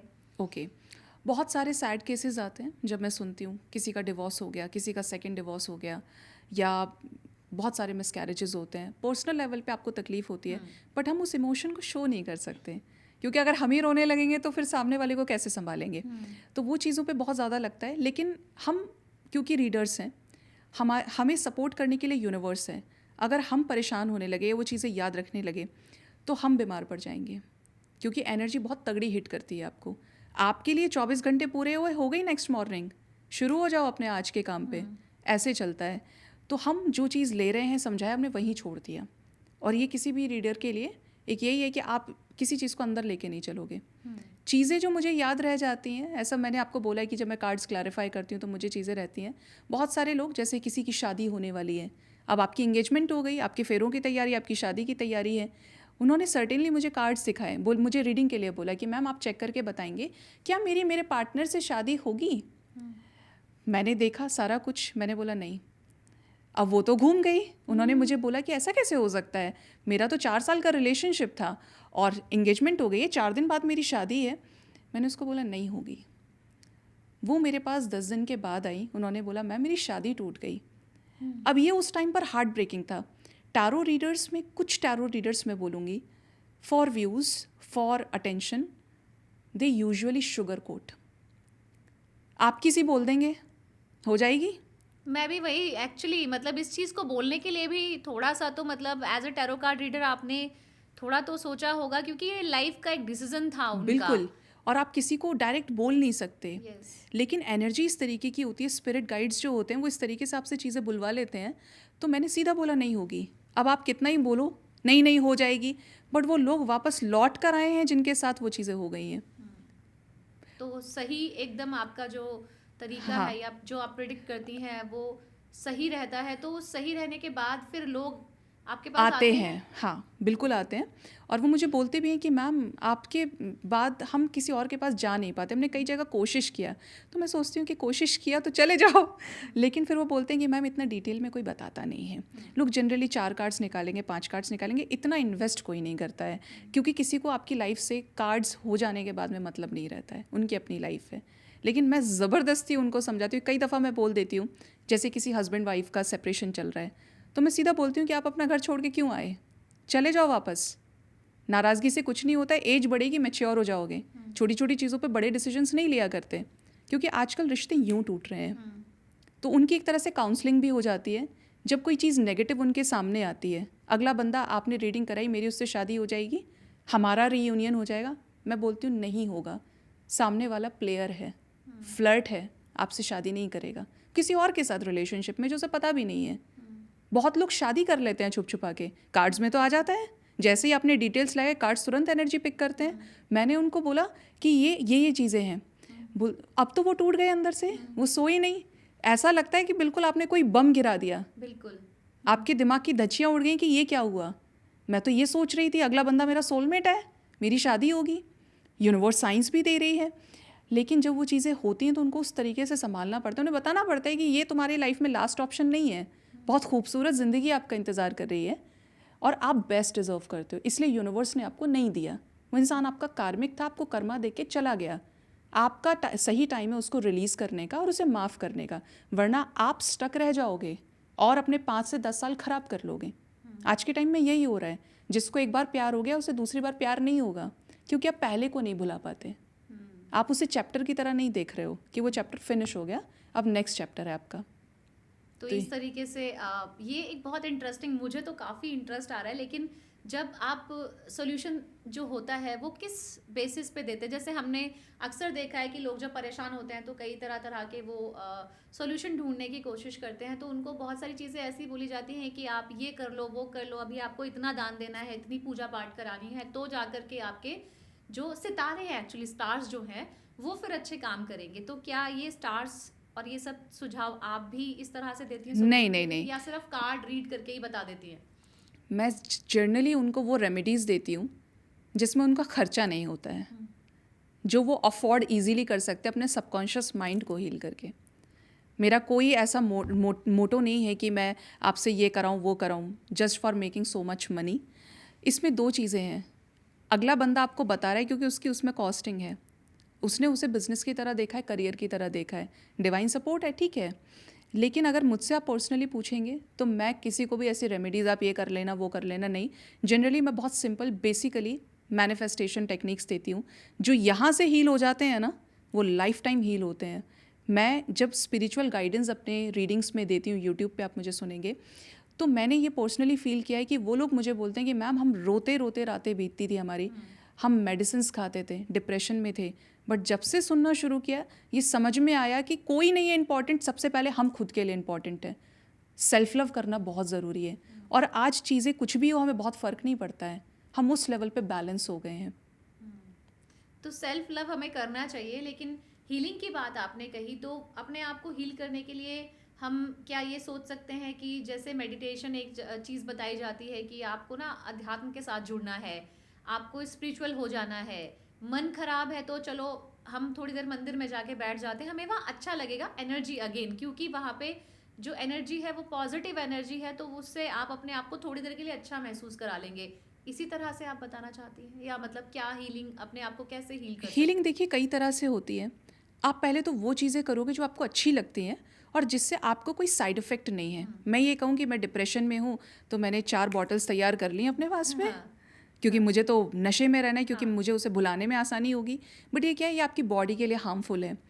दूसरी तरफ अगर मैं बोलूँ तो आप ऐसे कॉमेडी शोज़ देख सकते हो जिससे आप हंस रहे हो, क्योंकि आप बहुत सारा स्ट्रेस रिलीज़ करते हो, उस टाइम पर आप भूल जाते हो अपने सैड पार्ट को लाइफ के।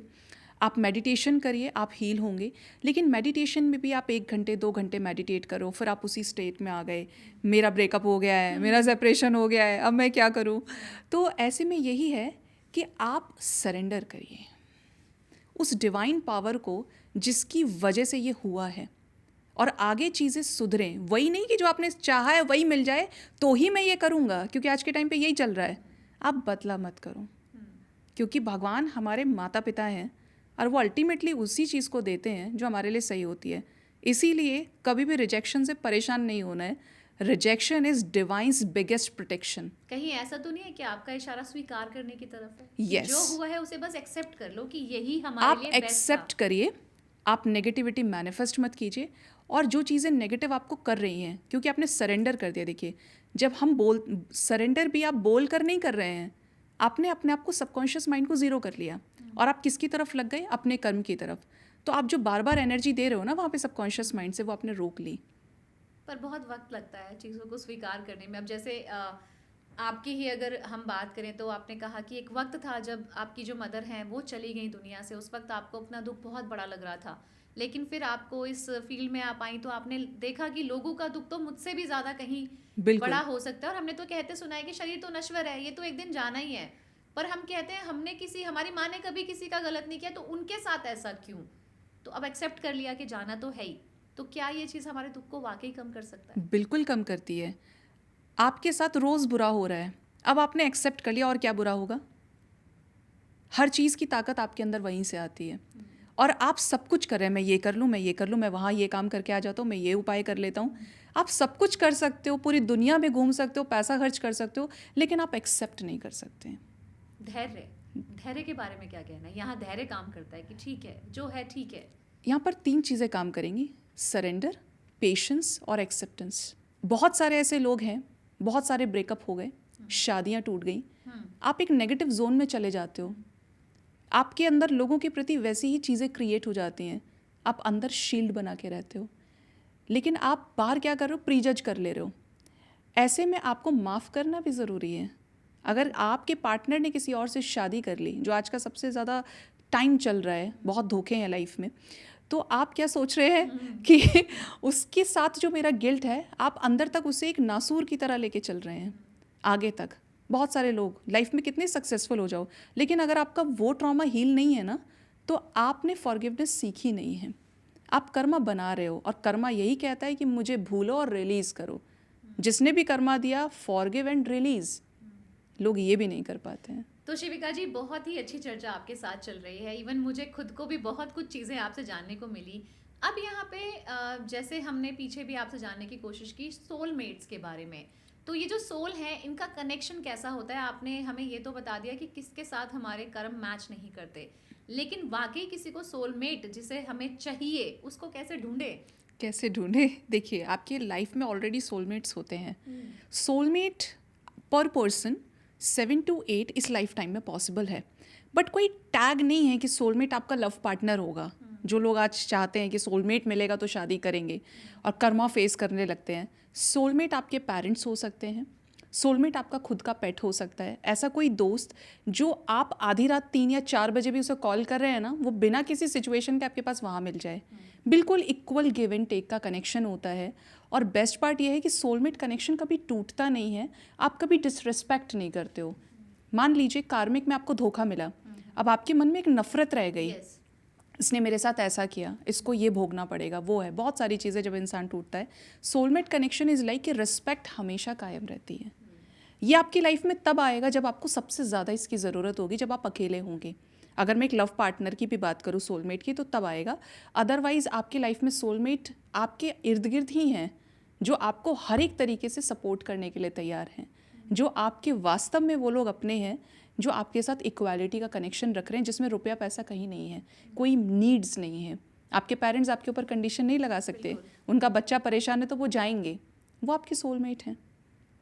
आपका अपना डॉग आपका सोलमेट हो सकता है, क्योंकि हमेशा प्यार के जोन में है वो। तो सोलमेट बहुत ब्यूटीफुल कनेक्शन है, और एक सोल का जो मेट हो जाए तो वो सोलमेट है, जो आपकी सोल की वाइब्रेशन के साथ मैच कर रहा है। और उसमें कोई कंडीशन नहीं है 3D की। बहुत सारे लोग शादी नहीं करते, लेकिन एक दूसरे को बराबर कि साल में एक बार फ़ोन भी आया तो चले गए उसको पूछने के लिए, उसका दुख उनका अपना दुख हो जाता है। ये लोग सोलमेट्स होते हैं। तो यहाँ पे एक सवाल, मतलब इसको ऐसे रिलेट कर सकते हैं कि आजकल तो शादियां, जैसे आपने बताया, बहुत ज़्यादा हद तक टूट रही है, रिश्ते नहीं टिक रहे हैं। इसके पीछे आपको लगता है कि वजह क्या है? क्योंकि अब मुझे नहीं पता, लेकिन मैं प्रिडिक्ट कर सकती हूँ थोड़ा सा कि 60% लोग शायद इन्हीं चीज़ों से परेशान होकर भी आपके पास आते होंगे। तो आपको वजह समझ में आती है कि क्या है? वजह तो ज़्यादातर केसेस में कर्मा ही है ना। कार्मिक कनेक्शंस होते हैं, आप कुछ क्रिएट करके आए हो, वो कुछ क्रिएट करके आया है। दो सोल्स क्यों कनेक्टेड हैं? कुछ लोगों के रिलेशनशिप्स में लस्ट होती है, शादी हो गई तो उसके बाद भी वो चीज़ें चल रही है। क्योंकि मेनली जब हम बात करें चक्रास की, हमारे 7 चक्रास होते हैं, आपके चक्रास हील्ड नहीं है।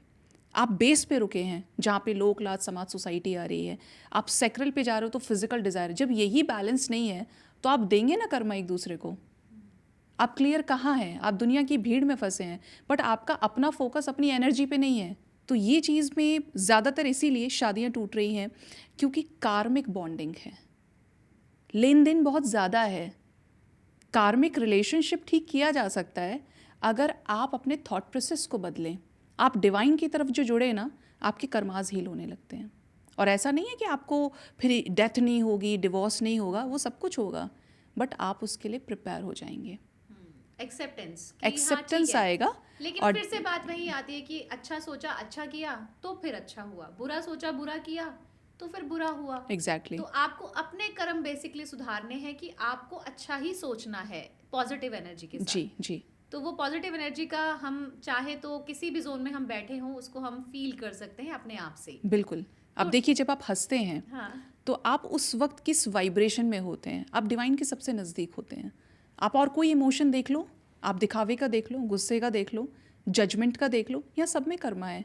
सिर्फ स्माइलिंग टाइम पे, आपके लाफिंग टाइम पे आप कुछ भी एक्सपेक्ट नहीं कर रहे हो, आप सिर्फ हंस रहे हो। वो वाइब्रेशन क्या है? उस वक्त के लिए, उस टाइम पे एनर्जी आपकी सबसे हाईएस्ट थी, वो ज़ीरो हो गई किसी भी थॉट प्रोसेस में जाके।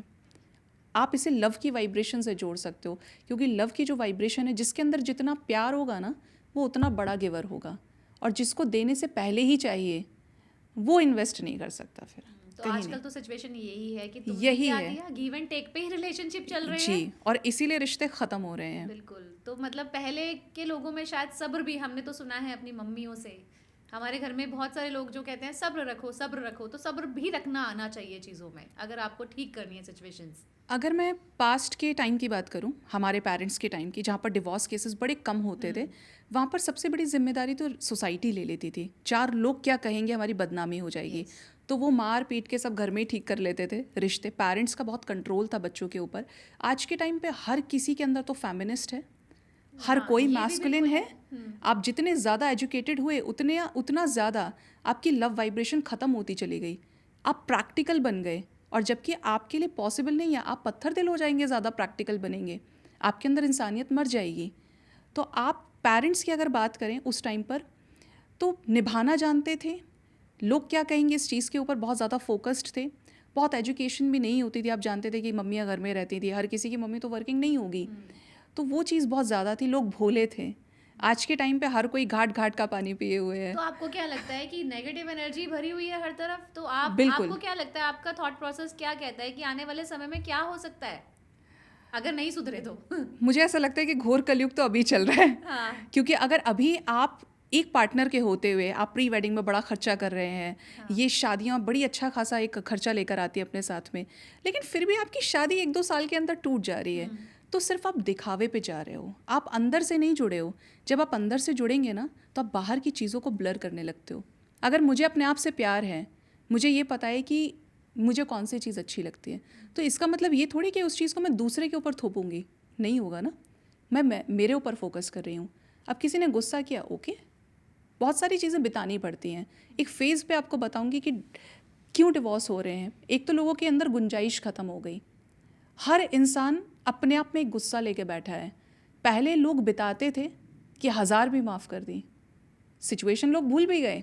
आज के टाइम पे लोग यहाँ लेकर बैठ जाते हैं, और रिश्ते यहाँ अगर लेके बैठे हो ना, तो प्यार नहीं कर सकते आप, माफ़ नहीं कर सकते। जब शादी होती है किसी भी कपल की, मैं मानती हूँ सबसे यंगेस्ट स्टेज में शादी करते होंगे, ठीक है। आपकी हर एक चीज़ एकदम, हार्मोन्स की बात करें, बड़े पीक पे होते हैं। एग्रेशन आपको आ रहा है तो बहुत अच्छा आ रहा है गुस्सा, आप हंस रहे हो, इंटीमेसी तो उस भी लेवल की है।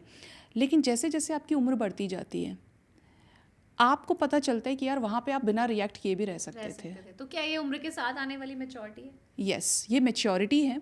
और जैसा कि मैं बोलती हूँ कि कर्म बनाए हैं तो काटने पड़ेंगे। ये तो है। तो कहीं आप ना कहीं बॉडीज चेंज कर रहे हो, बट कार्मिक पैटर्न्स रिपीट कर रहे हो, क्योंकि आप सीख नहीं रहे कि आपको अपने आप से प्यार करना है। लेकिन मैम आजकल तो लोग शायद जब अपने जीवन को दोबारा से शुरू करना चाहते हैं, तो वहाँ पे ये प्रॉब्लम भी आती है कि पहले धोखे से ही लोग उभर नहीं पा रहे और दूसरे पार्टनर में भी बार बार वही चीज़ देख रहे हैं, तो दूसरा पार्टनर भी इरिटेट होके चला गया। तो ऐसा भी क्यों आप पहले से जज कर रहे हो दूसरे को? दोनों अलग चीज़ें हैं।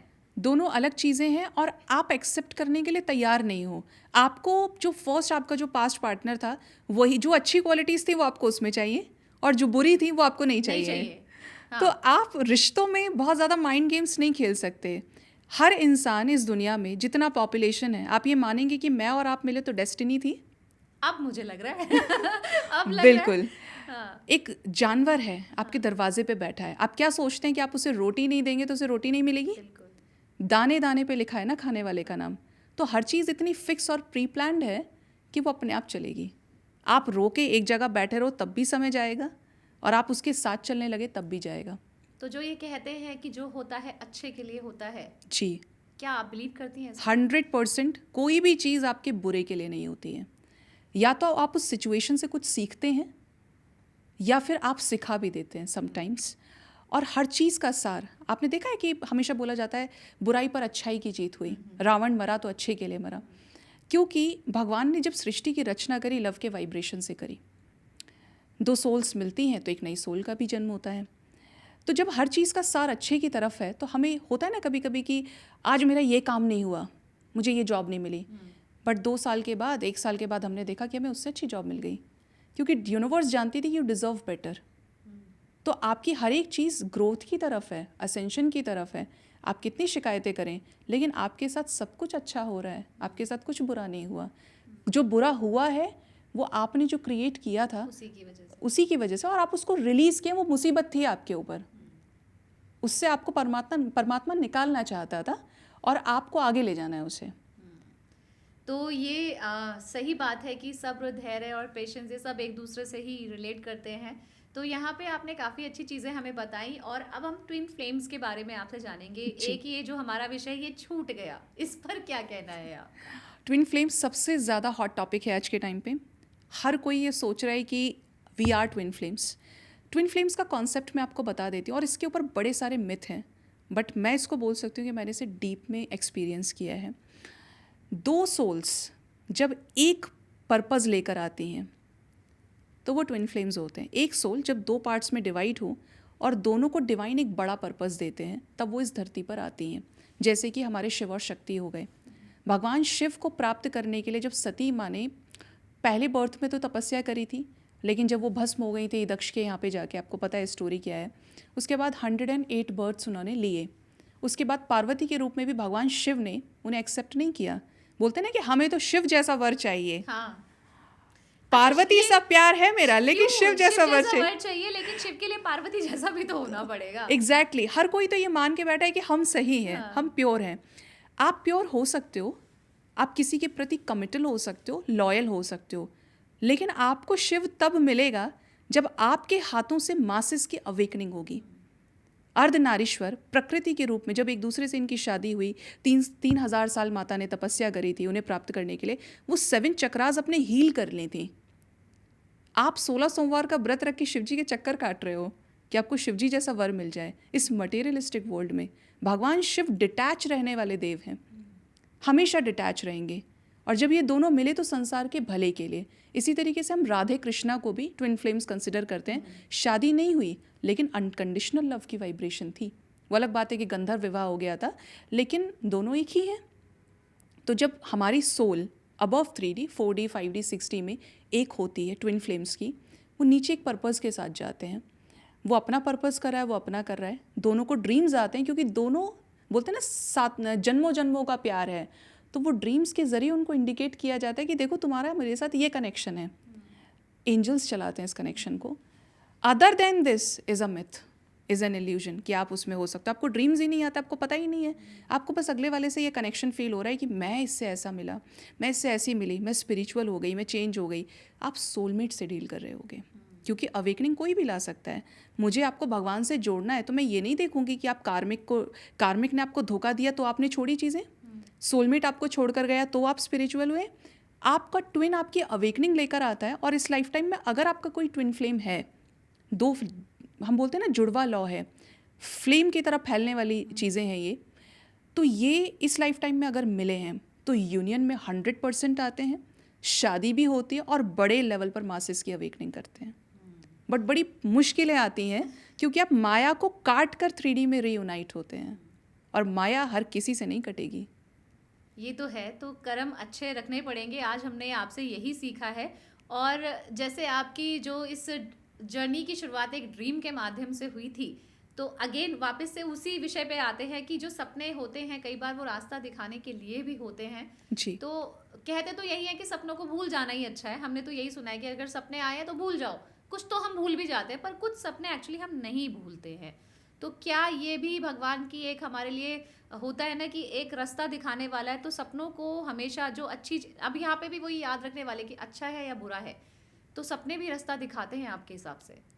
सपने रास्ता दिखाते हैं। सपने में वो लोग आएंगे जो आपको रास्ता दिखाना चाहते हैं। आप स्पिरिचुअल जर्नी का पार्ट हैं तो आपको अजीबोगरीब लोग दिखेंगे। मुझे तो ऐसे ऐसे लोग दिखते हैं जो 8 फीट टॉल होते हैं, वाइट कलर के ड्रेसेस में, पूरी मंडली बैठी होती है। मुझसे पूछते हैं कितना काम कर लिया, और उस टाइम पे जब एग्जैक्ट जो टाइमिंग होता है दैट वाज 11:11। डर नहीं लगता आपको? नहीं, मैं उनके साथ बहुत फैमिलियर होती हूँ। मुझे पूछते हैं कि इतना आ गया, ये तुम्हारा एग्ज़ाम है। तो ये चीज़ें मुझे बहुत रेयर लगती है कि मैं बोलती हूँ कि मेरी दिन की दुनिया अलग है, रात की अलग है।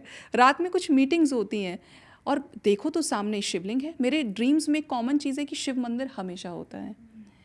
तो ये इतना ज़्यादा मिस्टिकल है मेरे लिए। लेकिन जब आप बात कर रहे हो कि ड्रीम्स हमें भूल जाना सही है, जो साइकोलॉजिकल ड्रीम होगा वो आप भूल ही जाएंगे, अपने आप भूलेंगे एक्टिविटीज़ के ज़रिए। और जो कोई सीरियस ड्रीम होगा ना, वो आपके साथ हो जाएगा। वो आप भूल नहीं पाओगे। तो यहाँ पे अब क्योंकि आपने इतना ज़्यादा काम कर लिया है, लोगों के साथ आप जुड़ी रहती हैं, लोगों से प्रतिक्रियाएं भी आपकी मिलती हैं, लेकिन शिविका जी आज के समय में हम कैसे पहचाने कि कोई इंसान हमें सही गाइड कर रहा है? अंधविश्वास इतना ज़्यादा है कि आजकल तो लोग, जैसा आपने कहा, मनी मेक करने के लिए, पैसा बनाने के लिए आजकल लोगों को, क्योंकि दुख इतने ज़्यादा है ना, तो इंसान जिसको लगता है कि ये कर लो तो शायद मुझे कुछ अच्छा मिलेगा, तो अंधविश्वास भी बहुत फैल रहा है। जी। तो कैसे सही एक टैरो कार्ड रीडर की या एक सही सॉल्यूशन देने वाले इंसान की पहचान करना भी तो मुश्किल हो रहा है, तो इसके बारे में क्या कहना है? जो आजकल तरह तरह के लोग यूट्यूब पे, इंस्टाग्राम पे लोगों को अवेयर कर रहे हैं, तो कैसे पहचाने कि सही व्यक्ति कौन है? जब आप किसी को फर्स्ट मैसेज भेजते हैं ना कि मुझे कंसल्टेशन चाहिए, हमें तो पता होता है कि अगला वाला लेगा या नहीं लेगा, इतना अलाइनमेंट में रहते हैं। आपको पता चल जाएगा और उससे भी पता चल जाएगा जब आप फर्स्ट रीडिंग उसको डिलीवर करते हैं। जब आप पीछे पड़ते हैं ना किसी के, उसके अपने पन में चले जाते हो, तो इंसान को फील होता है कि इंसान मेरा भला चाहता है। आप उसके आंसू नहीं देख पाते। रही बात पैसे बनाने वाले लोगों की, क्योंकि अंधविश्वास है, हर कोई परेशान है, हर कोई मुश्किलों से बाहर आना चाहता है और परमानेंटली बाहर आना चाहता है। वो कर्मा का कॉन्सेप्ट भूल गए। कर्मा का वो भी भूल गया जिसको ये चाहिए, और जिसको मदद चाहिए वो भी भूल गया।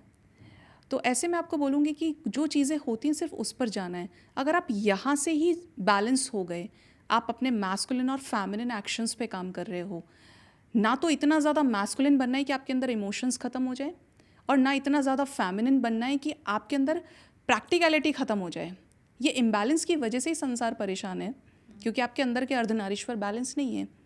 जब आप ये बैलेंस कर लोगे ना, आपको आते हैं इंट्यूशंस।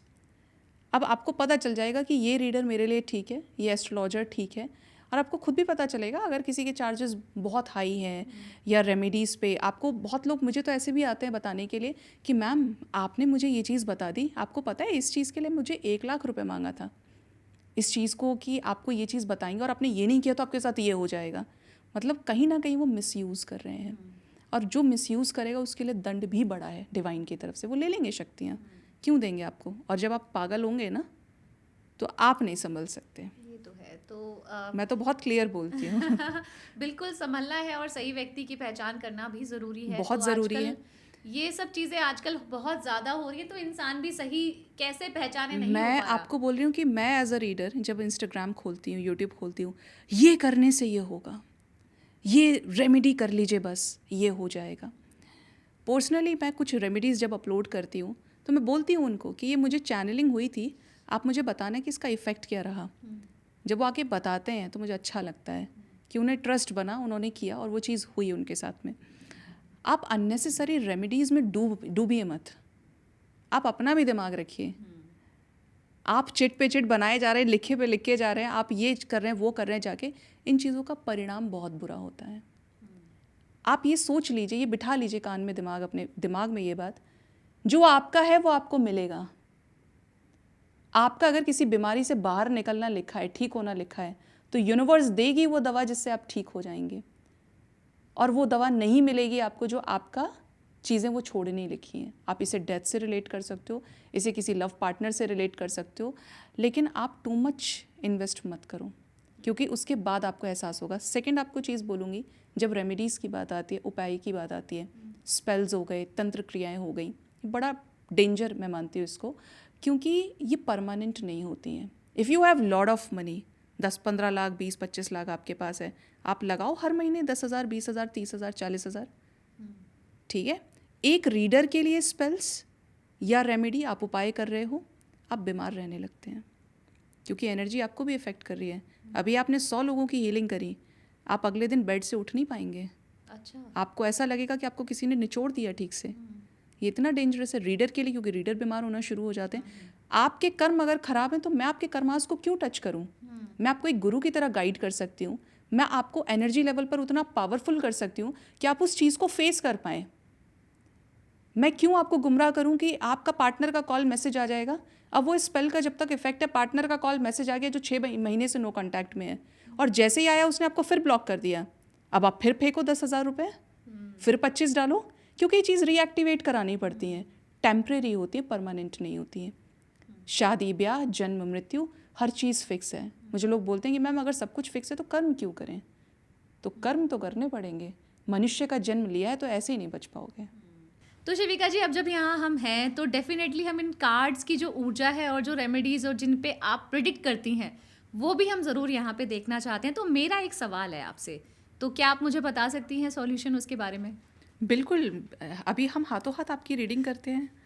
ठीक है, सवाल तो मेरी माता जी पर ही बेस्ड है। एक्चुअली उनका 3 साल पहले उनका कैंसर का ऑपरेशन हमने कराया था, डायग्नोज हुआ था उनको। हालांकि वो इस समय बिल्कुल फिट है, पर हमारा मन में डर रह जाता है कि कहीं हमारी मदर का स्वास्थ्य दोबारा से तो बिगड़ नहीं जाएगा।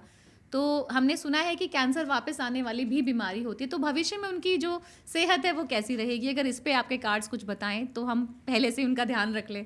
ओके, आइए देख लेते हैं क्या कार्ड्स हमें गाइड करते हैं। जी। यूनिवर्स प्लीज़ गाइड करिए। कविता शर्मा जानना चाहती हैं उनकी मदर प्रभा देवी कैंसर से क्या इन फ्यूचर में प्रोटेक्टेड रहेंगी? क्या कैंसर की बीमारी उन्हें दोबारा हो सकती है या अच्छी हेल्थ रहेगी उनकी आगे भी? प्लीज़ गाइड करिए। 8 of wands, 2 of swords, the hermit, Tower Moment, the Devil, Chariot, and we have Ace of Cups. क्या कैंसर से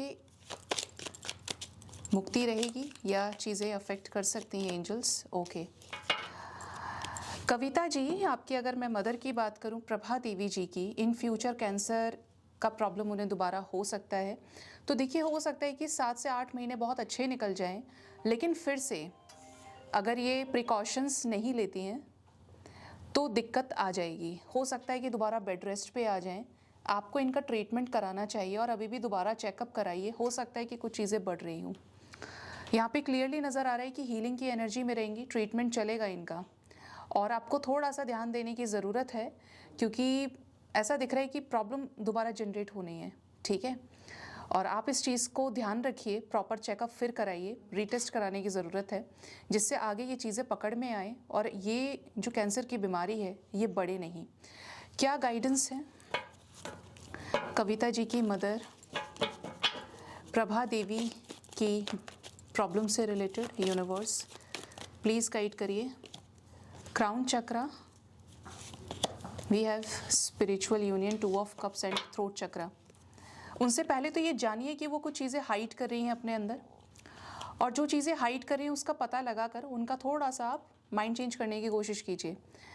विश्वास में लेंगे तो दोबारा कुछ चीज़ें ये ऐसी शेयर कर सकती हैं जहाँ पे आपको क्लैरिटी मिले, और आगे अकॉर्डिंगली आप उनको हॉस्पिटल लेके जाओ, ट्रीटमेंट कराओ, प्रॉपर एक चेकअप कराइए दोबारा, और स्पेशली बोलिए अपने थ्रोट और क्राउन पे काम करने के लिए। कुछ चीज़ों में ब्लॉकेज है। अब यहाँ पर पॉसिबल है कि कोई ट्यूमर रहा है या फिर कोई गले में कोई कैंसर का प्रॉब्लम जिसका आपको प्रॉपर चेकअप कराना चाहिए। ठीक है, और अकॉर्डिंगली फिर जो डॉक्टर्स है वो देखेंगे, आपको डिसीजन लेने की ज़रूरत है। रेमेडीज़, अब क्योंकि जो समय है, हालांकि मन तो कर रहा है कि हम घंटों बातें करते रहें, लेकिन रेमेडीज़ की बात आपने कही और सबको लालच होता है। हमारे जो दर्शक हैं उनको भी एक लालच है कि इस प्रोग्राम से हमें कुछ ना कुछ तो ज़रूर मिलेगा। बिल्कुल। तो क्या मिलने वाला है? कौन सी ऐसी रेमेडीज़ हैं आसान जिनके माध्यम से एटलीस्ट हम एक क्या कहूँ, सुकून भरे पल तो जी लें? तो क्या कहेंगी आप? ओके, सबसे पहली चीज़ तो आप खुश रहिए, बिना किसी कंडीशन के हमेशा हंसिए। इतना खुश रहना है कि आप और चीज़ों को ब्लर कर जाएं अपने लाइफ से। मुझे चोट भी लगती है तो मैं सबसे पहले हंसती हूँ और अपने आप को देख कर हंसती हूँ, किसी डेथ पार्ट को लेकर नहीं, लेकिन हंसना ज़रूरी है। आज के टाइम में लोग हंसना भूल गए हैं। पार्टनर का कॉल मैसेज नहीं आया तो हो गए उदास, पार्टनर अब किसी और के साथ होगा, मेरा मैसेज नहीं देखा। लोगों ने इतना अननेसेसरी अपने दिमाग में ना कबाड़ा भरा हुआ है कि मैं आपको क्या बोलूँ। छोटी छोटी चीज़ें आपने कितने सेकंड्स, कितने साल वेस्ट कर दिए कि पैटर्न को फॉलो करने में। सबसे पहले हंसना ज़रूरी है। सेकंड, आपको बोलूँगी कि अगर आपको अपना लव लाइफ ठीक करना है, आप राधे कृष्णा की पूजा करिए, उनके अनकंडीशनल वाइब्रेशन को पकड़िए लव के, क्योंकि प्यार में जो आप कंडीशंस लगा रहे हो ना, वो चीज़ें आपको तोड़ती हैं। मैं नहीं कहती कि आप एक दिन में बैलेंस हो जाएंगे, आप रोज़ एक छोड़िए। आप अपनी लिस्ट बनाइए प्रॉपर कि आज मेरी ये प्रॉब्लम थी कि मैंने यहाँ पे इससे ये एक्सपेक्ट किया, क्रॉस लगाओ, मैं नहीं करूँगा, ये करूँगी। और करूँगा या नहीं करूँगी, अब इसके बाद क्या, अब आप और प्रैक्टिकल हो जाएंगे? नहीं, आप प्रोवाइडर होंगे, आप गिवर होंगे, आप फिर भी करेंगे क्योंकि आपको उन चीज़ों से छुटना है। आपके पास थाली खाली है, आप कैसे कह सकते हैं कि मुझे खाना नहीं चाहिए? चाहिए ना। अभी आपने रेमेडीज़ की बात करी। मैं ये चाहती हूँ कि आपकी थाली स्पिरिचुअली इतनी भर जाए, आप अंदर से इतने कंप्लीट हो जाएं, इतने बैलेंस हो जाएं कि अब आपका पेट इतना भर गया है कि अब आप उस थाली को आगे की तरफ सरका दें कि मुझे नहीं चाहिए, मैं खुशी से छोड़ सकती हूँ उस चीज़ को। मेरे अंदर जो गुंजाइश बनेगी ना और जो असेंशन होगा, आप आसपास ऐसे ही सोल्स को अट्रैक्ट करने लगेंगे। जो नेगेटिव है दे विल रिलीज और जो पॉजिटिव है they will come to you. ठीक है, तो ये चीज़ें आप करो। आप अपने आप को स्पिरिचुअली ग्रो करना चाहते हैं, आप भगवान शिव की पूजा करिए। भगवान शिव से बड़ा ना गुरु हुआ था ना होगा। वो हमेशा देखिए साधना में रहते हैं, संसार चला भी रहे हैं। उनका हर एक चीज़ का तोड़ा, उनको इसीलिए बोला जाता है वो आशुतोष हैं, बहुत भोले हैं भगवान शिव। इसीलिए क्योंकि वो जानते हैं कि रियलिटी क्या है। संसार माया है, ये कार्मिक स्कूल है हमारी अर्थ। जब मुझे पता है कि सब कुछ माया है, हर चीज़ मेरी छूट रही है, जो आज मेरा है वो कल किसी और का होगा। भगवान ने भगवत गीता में भी बोला है। तो आप उस वाइब्रेशन से कनेक्ट करो। डिटैचमेंट के देवता हैं तो संसार की तरफ आपको भेजेंगे नहीं। आप उनको गुरु बनाइए, आप उनको मानिए।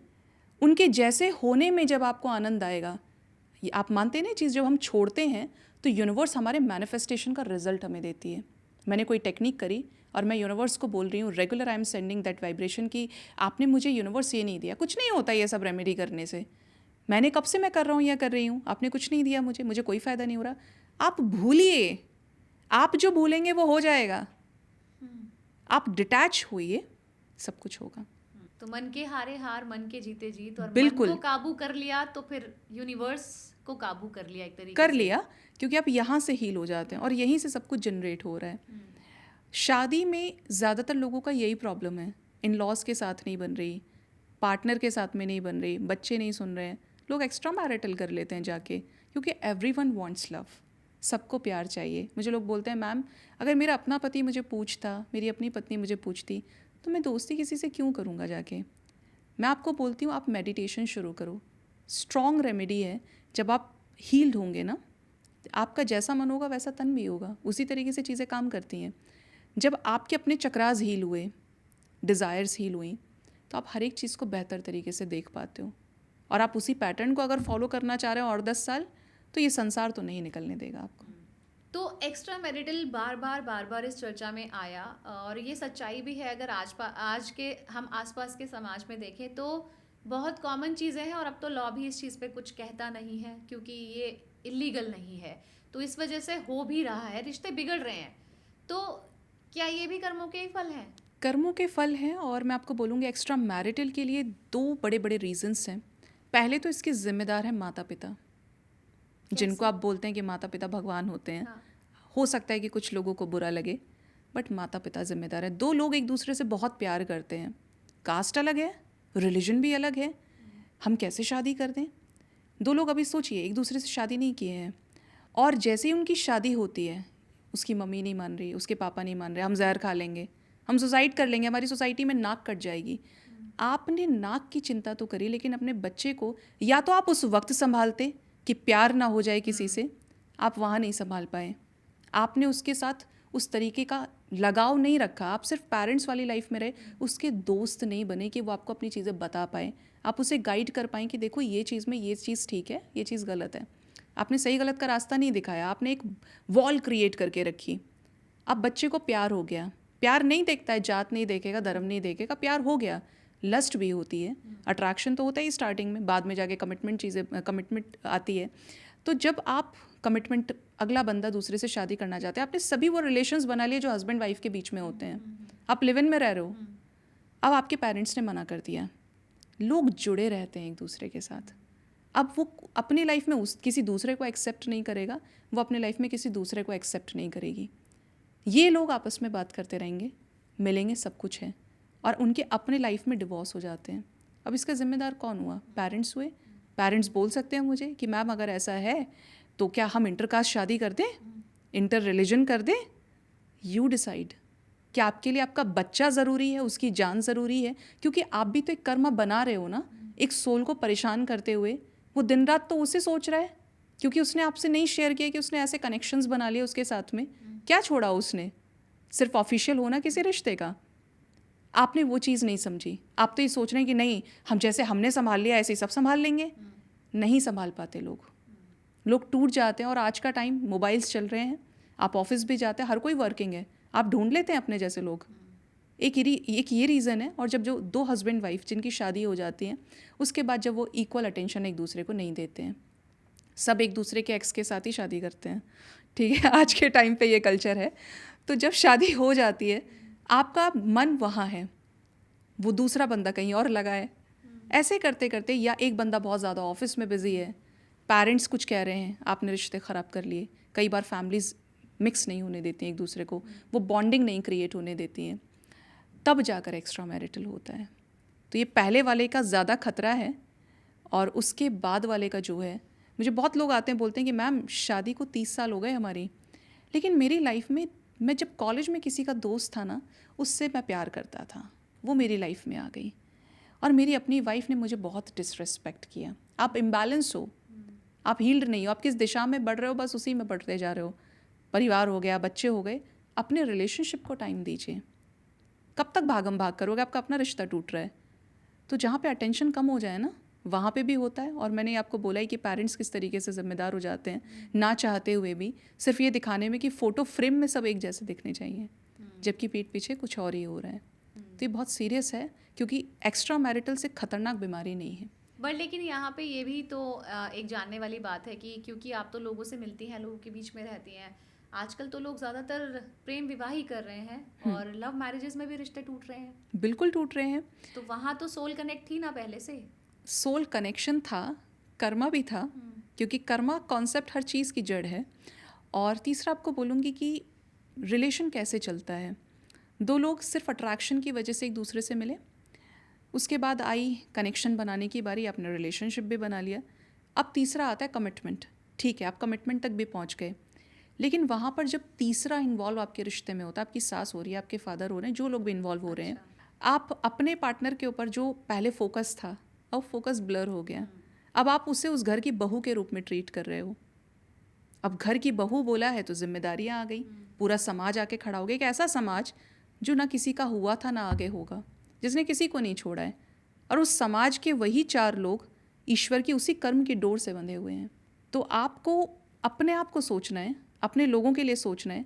अगर मुझे ये पता है कि मेरे कर्म अच्छे हैं, तो मेरे साथ बुरा नहीं हो सकता।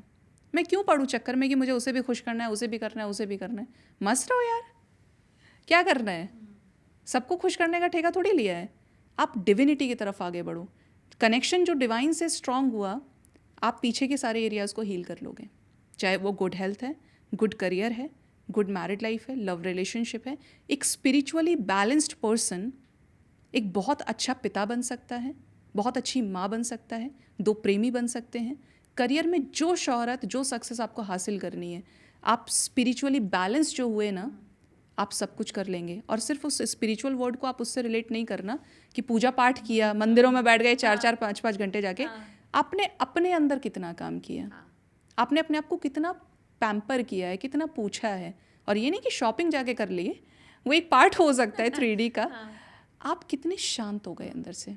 बिल्कुल, सब्र आना चाहिए। और ये भी कहते हैं कि expectation always, not always but expectation जो है वो आपको कहीं ना कहीं हर्ट करती है। 100% हर बार हर्ट करेंगी। वो चीज़ें आपसे छीन लेंगी, एक्सपेक्टेशन जो आपकी होने वाली थी और वो चली गई, क्योंकि आप नेगेटिव एनर्जी क्रिएट कर लेते हो। आप इस संसार में जब जानते हो कि सब कुछ नश्वर है ना, यू डोंट एक्सपेक्ट, भगवान से भी नहीं और इंसान से भी नहीं। मुझे बहुत लोग बोलते हैं मैम कहना बड़ा आसान है, पर जो मुझे डीपली जानेंगे, आपने मुझे जाना, मैंने छोड़ी हैं चीज़ें, और अनकंडीशनली छोड़ी हैं। क्योंकि अगर मैं शिकायत करने लगूंगी तो मैं पकड़ के बैठी रहूंगी अब पूरी ज़िंदगी उसको, और मैंने जो नेगेटिविटी मैनिफेस्ट करी तो मेरे साथ सब कुछ नेगेटिव हो। हाँ, आपने छोड़ी है। आपने बताया था मुझे कि आपको करियर तो चुनना था कुछ और, जी, लेकिन आपने चुना कुछ और। तो ये डेस्टिनी ने आपके लिए बनाया हुआ था। और इसी तरह से हम भी अपनी लाइफ में जो चीज़ें हमारे सामने आ रही हैं, कहीं ना कहीं वो अच्छी, अगर हम उनको अच्छे लेंगे तो वो अच्छे हैं, उनको हम गलत लेंगे तो फिर वो गलत है। तो काफ़ी अच्छा आप कार्य कर रही हैं शिविका जी, और मुझे उम्मीद है कि आपकी जो ये गाइडेंस है, जो आपकी ये जो ऊर्जा है जो आप लोगों तक पहुंचाती हैं, ये निश्चित तौर पर हमारे जो लोग इस प्रोग्राम को देख रहे हैं, जो आपसे जुड़ेंगे, उनके भी बहुत काम आएगी।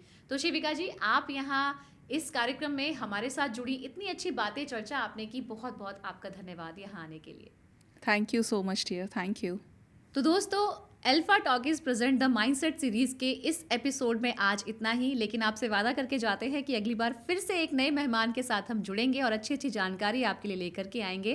तब तक के लिए खुश रहिए, मुस्कुराते रहिए, अपने कर्मों को सुधारिए, क्योंकि कर्मों के साथ ही आपका जीवन जो है वो बना हुआ है। अच्छे कर्म करिए, अच्छे रहिए। Thank you so much for watching.